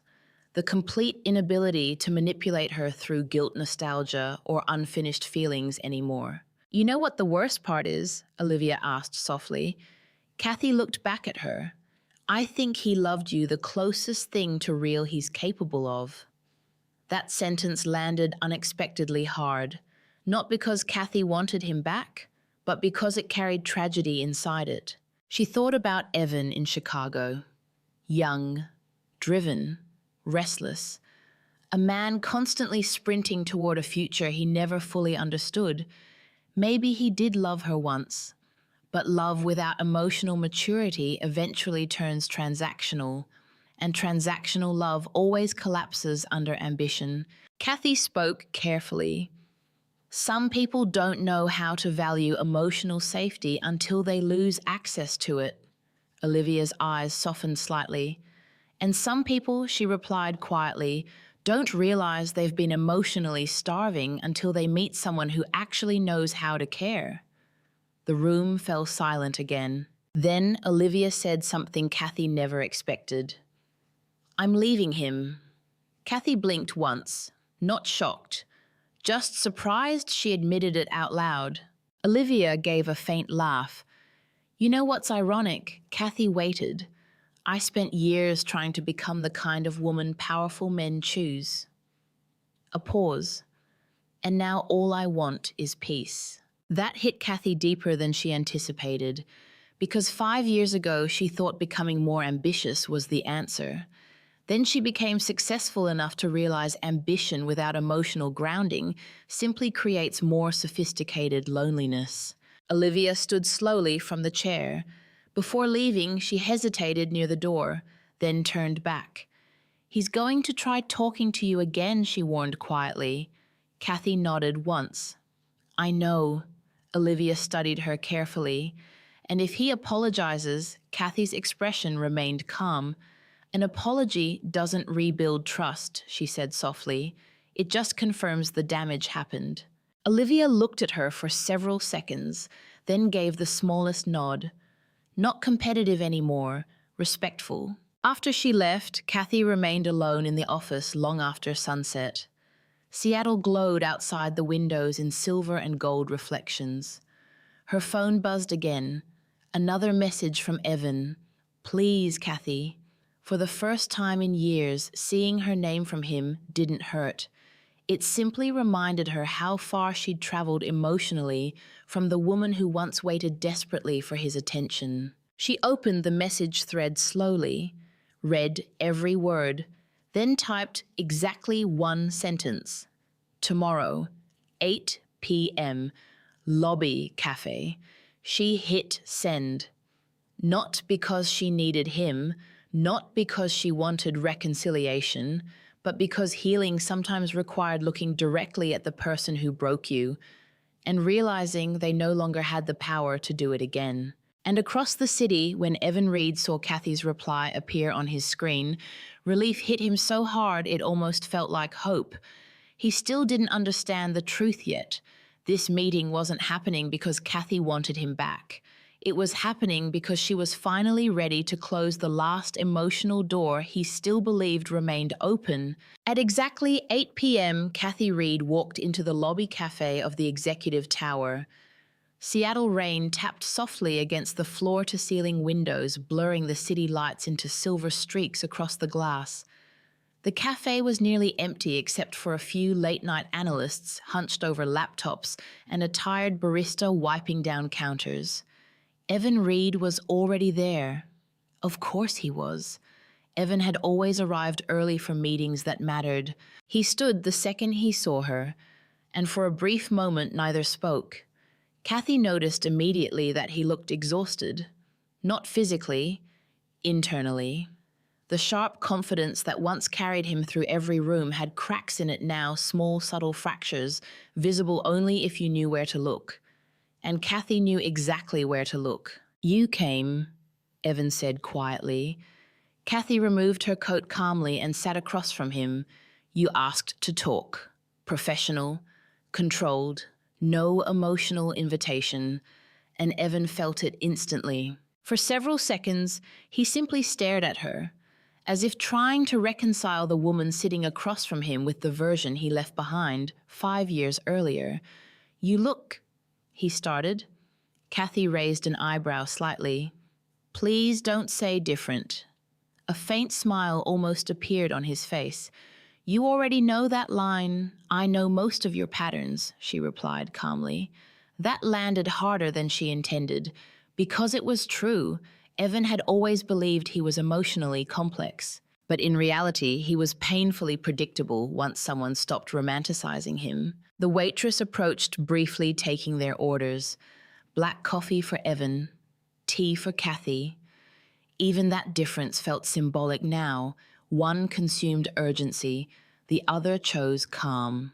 When they were alone again, Evan exhaled slowly. "I don't really know where to start." Kathy folded her hands lightly around the warm ceramic cup. "Honesty would be new," she said. He looked down briefly, and for the first time since reconnecting with her, Evan looked genuinely ashamed. "I handled everything badly," he admitted quietly. Kathy didn't respond immediately. Because years ago, those words would have meant everything. Now they felt late. "You didn't just handle it badly," she said softly. "You erased me while I was still standing next to you." Evan closed his eyes briefly. "I know." "No," Kathy replied calmly. "I don't think you did." That made him look up again. Kathy's voice remained steady. "You knew how to justify it. You knew how to explain it. But understanding the damage you caused..." She shook her head slightly. "That's different." Silence settled heavily between them. Outside, rain slid down the windows in endless silver lines. Evan leaned forward slightly. "I thought ambition mattered more than stability." Kathy almost smiled at the irony. "You say stability like it was a flaw?" "It wasn't. But you treated it like one." That hit him immediately because there was no defense against truth delivered calmly. For years, Evan had imagined this conversation differently. He imagined Kathy emotional, maybe angry, maybe secretly still in love with him. What he never imagined was this version of her, grounded, clear, completely beyond his emotional control. "I was chasing something," he said quietly. Kathy nodded once. "I know. And I thought Olivia represented the future I needed." Kathy looked at him carefully. "No," she corrected softly. "Olivia represented the version of yourself you wanted reflected back at you." His expression tightened slightly, because deep down he knew she was right. The waitress returned with their drinks. Neither touched them immediately. The warmth rose silently between them, while years of unresolved history sat heavier than the air itself. Evan finally spoke again. "When I saw you in that interview room..." He stopped briefly. I realized I underestimated you completely. Kathy tilted her head slightly. That's not what hurt me. He frowned. What hurt you then? She looked directly at him. You made me believe my kindness made me less valuable. That sentence shattered something in him.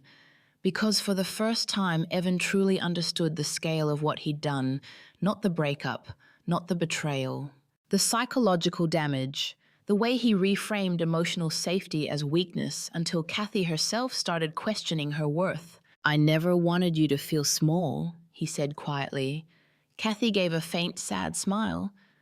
That's the thing about emotionally selfish people, Evan. A pause. They rarely intend the damage they cause. They're just too focused on themselves to notice it happening. The words sat heavily between them. Not cruel, accurate. And accuracy was harder to escape than anger. For several moments, Evan said nothing. Then finally, do you hate me? Kathy looked out at the rain-covered city. 5 years ago, she would have answered instantly. Now the truth felt quieter than hate. No, she said softly. Evan blinked, slightly surprised. Really? Kathy turned back toward him. Hate requires emotional attachment. That sentence nearly broke him, because suddenly he understood something devastating. Kathy hadn't spent 5 years obsessing over revenge. She had spent 5 years building a life so full of self-respect that eventually he stopped occupying the center of it. Evan rubbed a hand across his face slowly. Olivia's leaving, he admitted quietly. Kathy's expression didn't change. I know. He looked surprised. She told you. She didn't have to. Another silence, longer this time, and underneath it Evan felt something he hadn't experienced in years. Loss, real loss, not the loss of status, not career instability, the loss of someone who once loved him deeply before he turned that love into something transactional. I thought success would fix whatever felt empty inside me, he admitted quietly. Kathy studied him carefully. And did it? His laugh was soft and bitter. No. That answer echoed through the cafe like a confession too late to change anything. Because Evan Reid had spent years climbing toward a future that constantly moved further away emotionally. Promotion after promotion, deal after deal, relationship after relationship, always accelerating, never arriving. Kathy finally picked up her tea. Warm, steady, grounding. You know what the saddest part is? She asked softly. Evan looked at her. You had someone who loved you before you became successful enough to confuse admiration with love. That sentence hit deeper than anything else she'd said all night. Because Kathy wasn't insulting him, she was mourning him. Evan swallowed hard. I regret it, he admitted. Kathy nodded slowly. I believe you. Hope flickered briefly across his face. Then Kathy continued, but regret doesn't rebuild trust. It just proves you understand the loss. And there it was, the finality, not dramatic, not angry, just true. Evan stared at her for a long moment, then finally asked the question he had been avoiding since Seattle began unraveling his certainty. Did you ever stop loving me completely? Kathy considered it honestly, then answered with devastating calm. I stopped loving the version of you that only valued people once other men respected them too. His chest tightened visibly, because she had seen him completely now, and there was nowhere left to hide. Kathy stood slowly placing cash beneath her untouched teacup. The evaluation decision will be finalized tomorrow, she said calmly. Evan looked up quickly. Kathy Ms. Reid, she corrected gently. The old boundary, still intact, still necessary.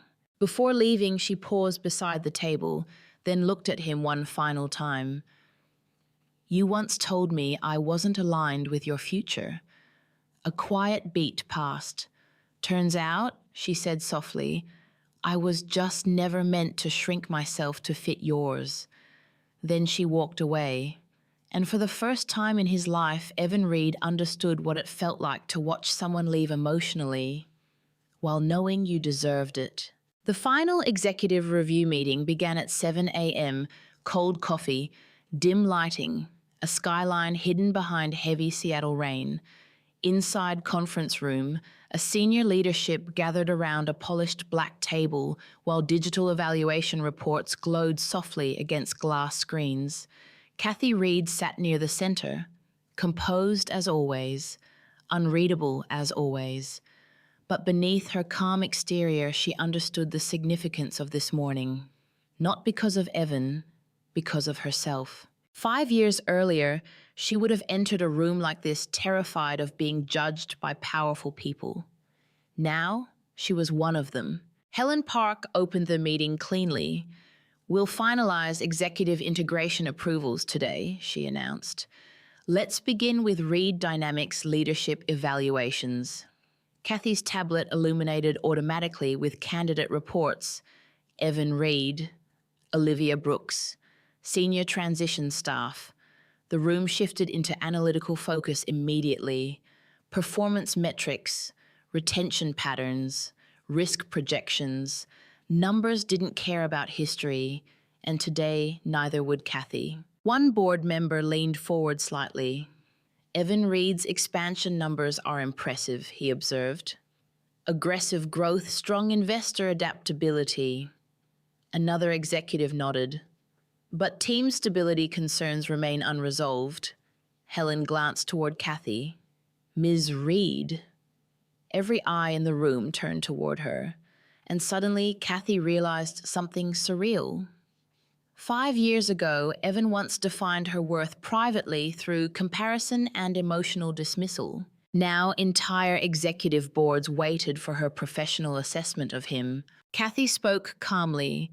"Mr. Reid demonstrates strong acceleration instincts and high-pressure adaptability," she began evenly.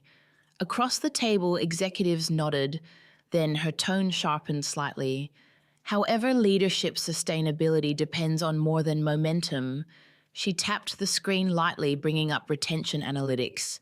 His teams consistently destabilized during long-term restructuring phases. Another chart appeared.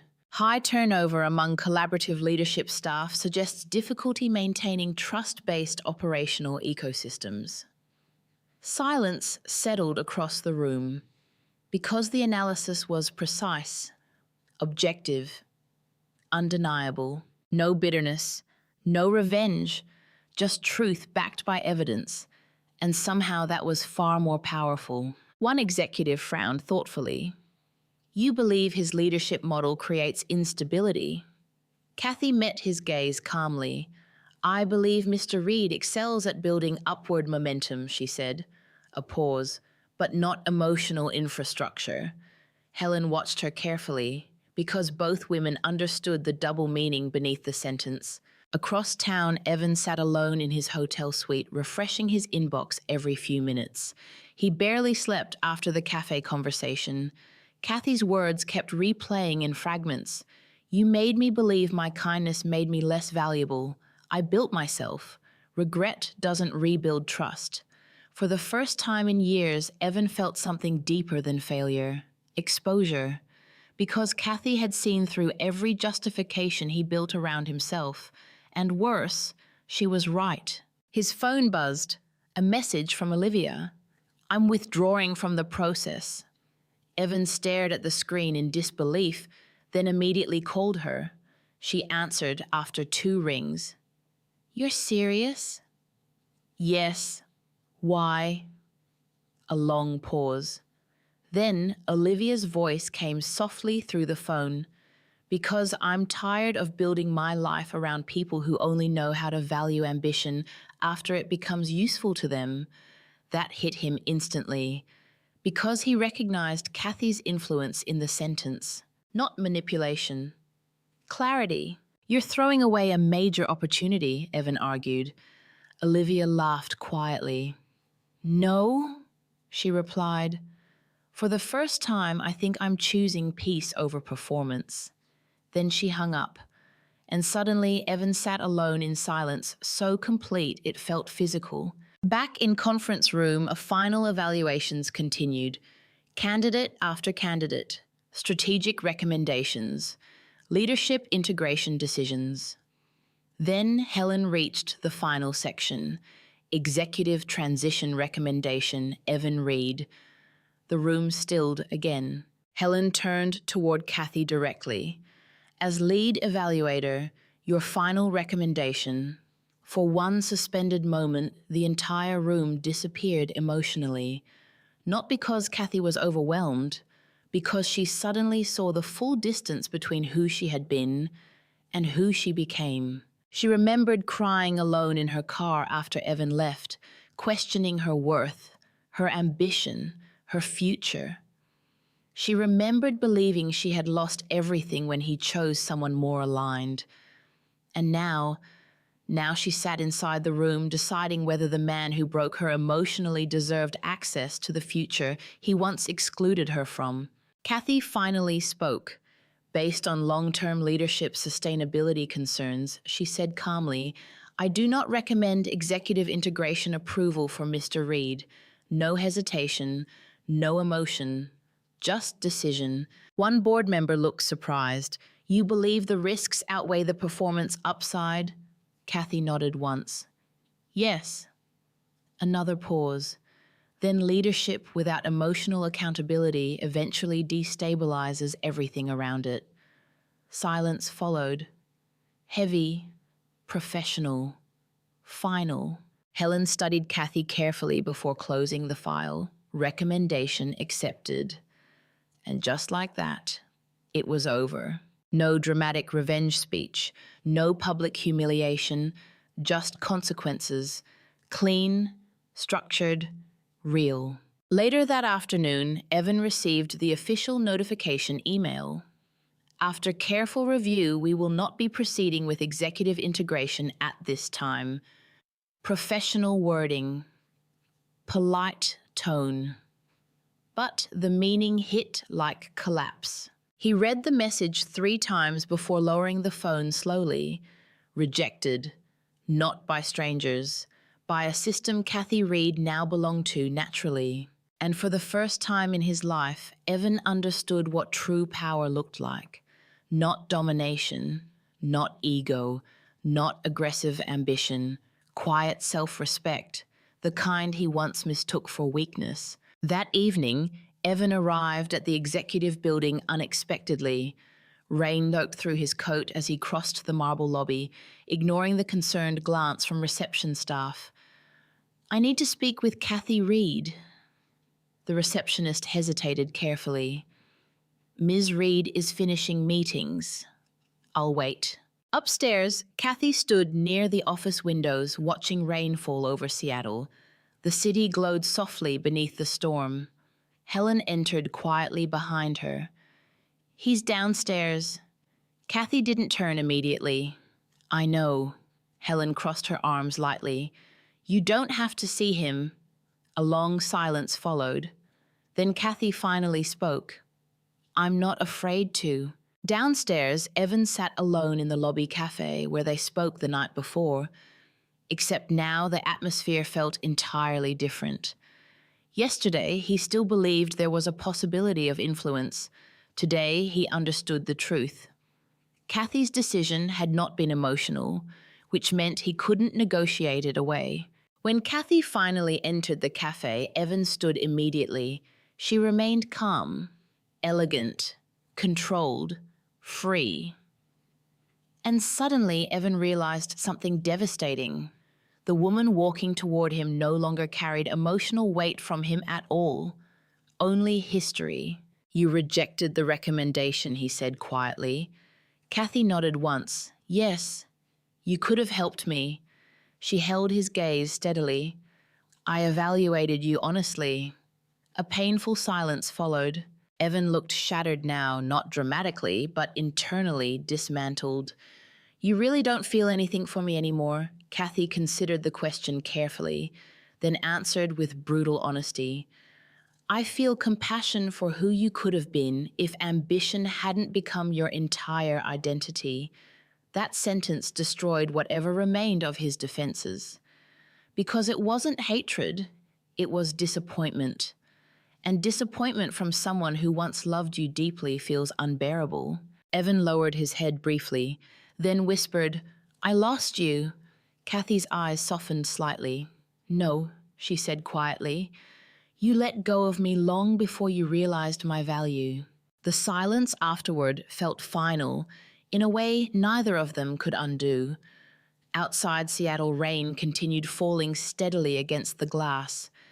And for the first time since their lives collided again, Evan Reid understood there would be no way back.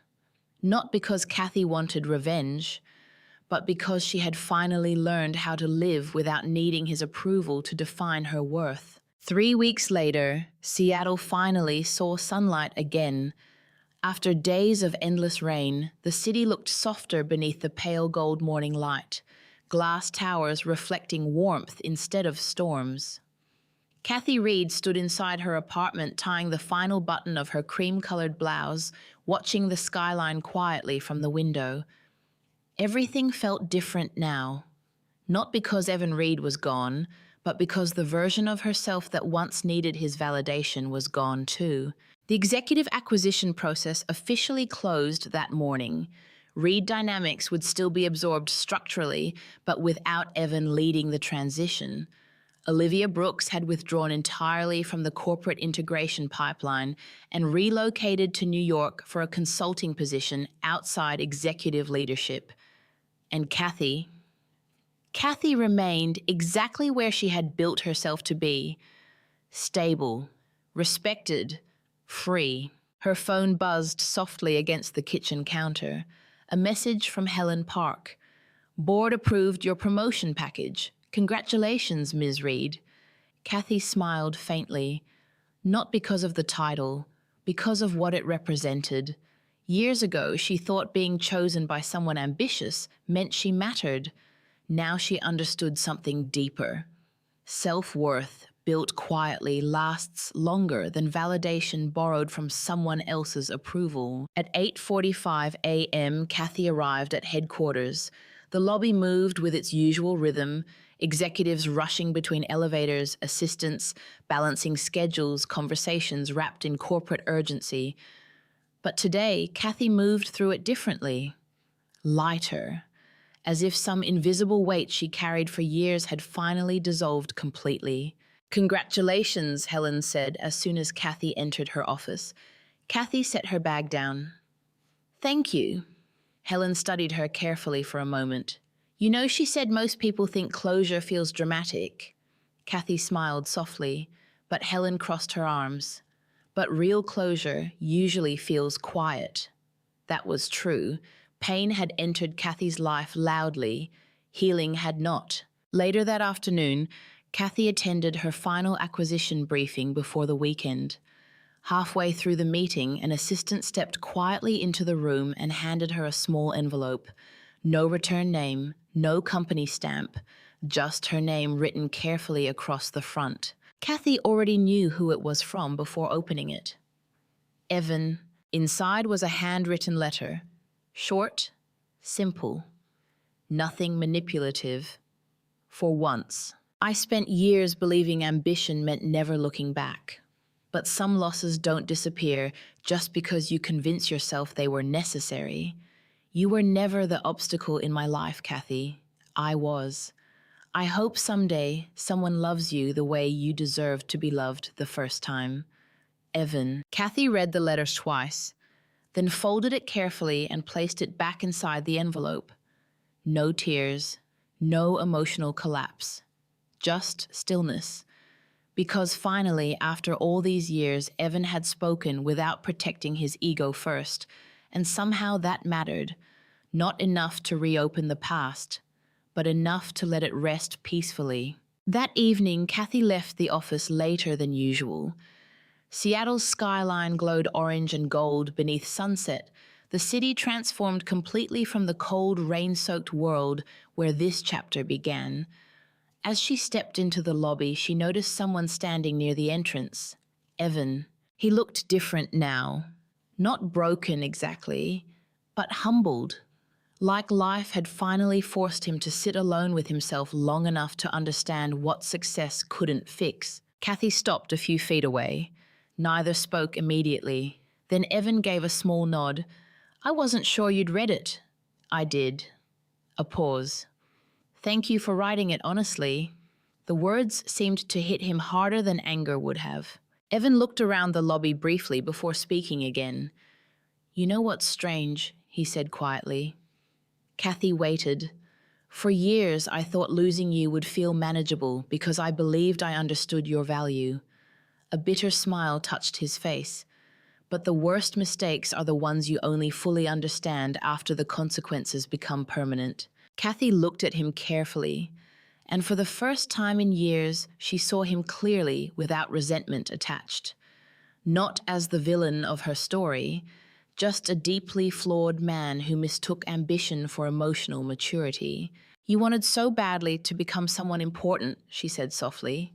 Evan nodded faintly. I know. Kathy's expression remained calm, but importance without emotional integrity eventually becomes loneliness. He looked down briefly because he knew she was right. For several seconds, the silence between them felt strangely peaceful, not unresolved, finished. Then Evan asked quietly, do you think we ever could have worked? Kathy considered the question honestly, not romantically, not nostalgically, just truthfully. We loved each other at different emotional levels, she said softly. Evan looked up slowly. You loved me with stability, she continued. I loved you with loyalty, but you loved ambition more than either of us. That sentence carried no cruelty, only clarity. And clarity was the final form of healing. Evan exhaled slowly. I really did lose you. Kathy gave the faintest smile. No, she said gently. You lost access to someone who would have stood beside you through anything. A pause. And you replaced that with people who only stood beside the version of you that looked successful. The truth in that left him speechless. Outside the lobby windows, Seattle traffic moved in glowing streams beneath the evening sky. Life continuing, always continuing. Evan finally nodded once. I hope you're happy, Kathy. For the first time in years, answering that question didn't require performance. She actually thought about it, then smiled softly. I'm peaceful. And somehow that answer sounded more powerful than happiness ever could. Evan looked at her one last time, not with regret alone, with understanding, because he finally saw what he failed to recognize years earlier. Kathy's kindness had never made her weak. Her emotional depth had been the rarest thing in his life, and he traded it away, chasing people who reflected his ambition instead of balancing his soul. He stepped back slowly. I won't bother you again. Kathy nodded once. Goodbye, Evan. Goodbye, Kathy. And this time when he walked away, she didn't feel abandoned. She watched him disappear into the Seattle evening until the doors closed behind him completely. Then Kathy turned toward the elevators, toward her future, toward herself, not as the woman someone left behind, but as the woman who rebuilt her worth so completely that the people who once underestimated her could only recognize her value after losing access to it forever. Upstairs, the executive floor glowed warmly beneath evening lights. Her reflection appeared briefly in the glass windows as she walked past. Calm eyes, steady posture, no sadness left to carry, just quiet strength. And as somewhere deep inside her, Kathy finally understood the lesson pain had spent years teaching her. The right people never make you feel small for being loving. And the people who confuse your kindness for weakness usually don't realize its value until life removes it from them permanently. Kathy stepped into the elevator as the doors closed softly around her. No revenge, no dramatic ending, just peace. The kind she used to think she had to earn from other people. the kind she eventually learned to give herself. Sometimes the most painful part of betrayal isn't losing the person you loved, it's losing the version of yourself that believed love alone would protect you from being hurt. Kathy spent years thinking she wasn't enough because someone she trusted chose ambition, status, and appearances over loyalty and emotional safety. But the truth is, being gentle does not make you weak. Being supportive does not make you less valuable. And loving deeply is never something to be ashamed of. Some people only recognize the value of peace after they've destroyed it. They confuse emotional stability with boredom, kindness with limitation, and loyalty with something that will always be there waiting for them. But life has a way of teaching painful lessons. Eventually, the people who take good hearts for granted realize success means very little if there's no real connection left beside them when everything becomes quiet. Kathy's real victory was never revenge. It wasn't rejecting Evan professionally or watching him regret his choices. Her true victory was rebuilding herself so completely that she no longer needed validation from the person who once broke her. She stopped measuring her worth through someone else's ability to choose her. And that is where healing truly begins. Sometimes closure doesn't come through apologies, dramatic endings, or second chances. Sometimes closure is simply waking up one day and realizing the pain no longer controls your identity. Real healing happens the moment you understand that your value was never reduced just because someone failed to appreciate it. If this story touched you in any way, share your thoughts in the comments. Have you ever had to rebuild yourself after heartbreak or betrayal? What part of Kathy's journey stayed with you the most? And if you enjoy emotional stories about healing, self-worth, betrayal, and powerful comebacks, don't forget to subscribe and join us for more unforgettable journeys.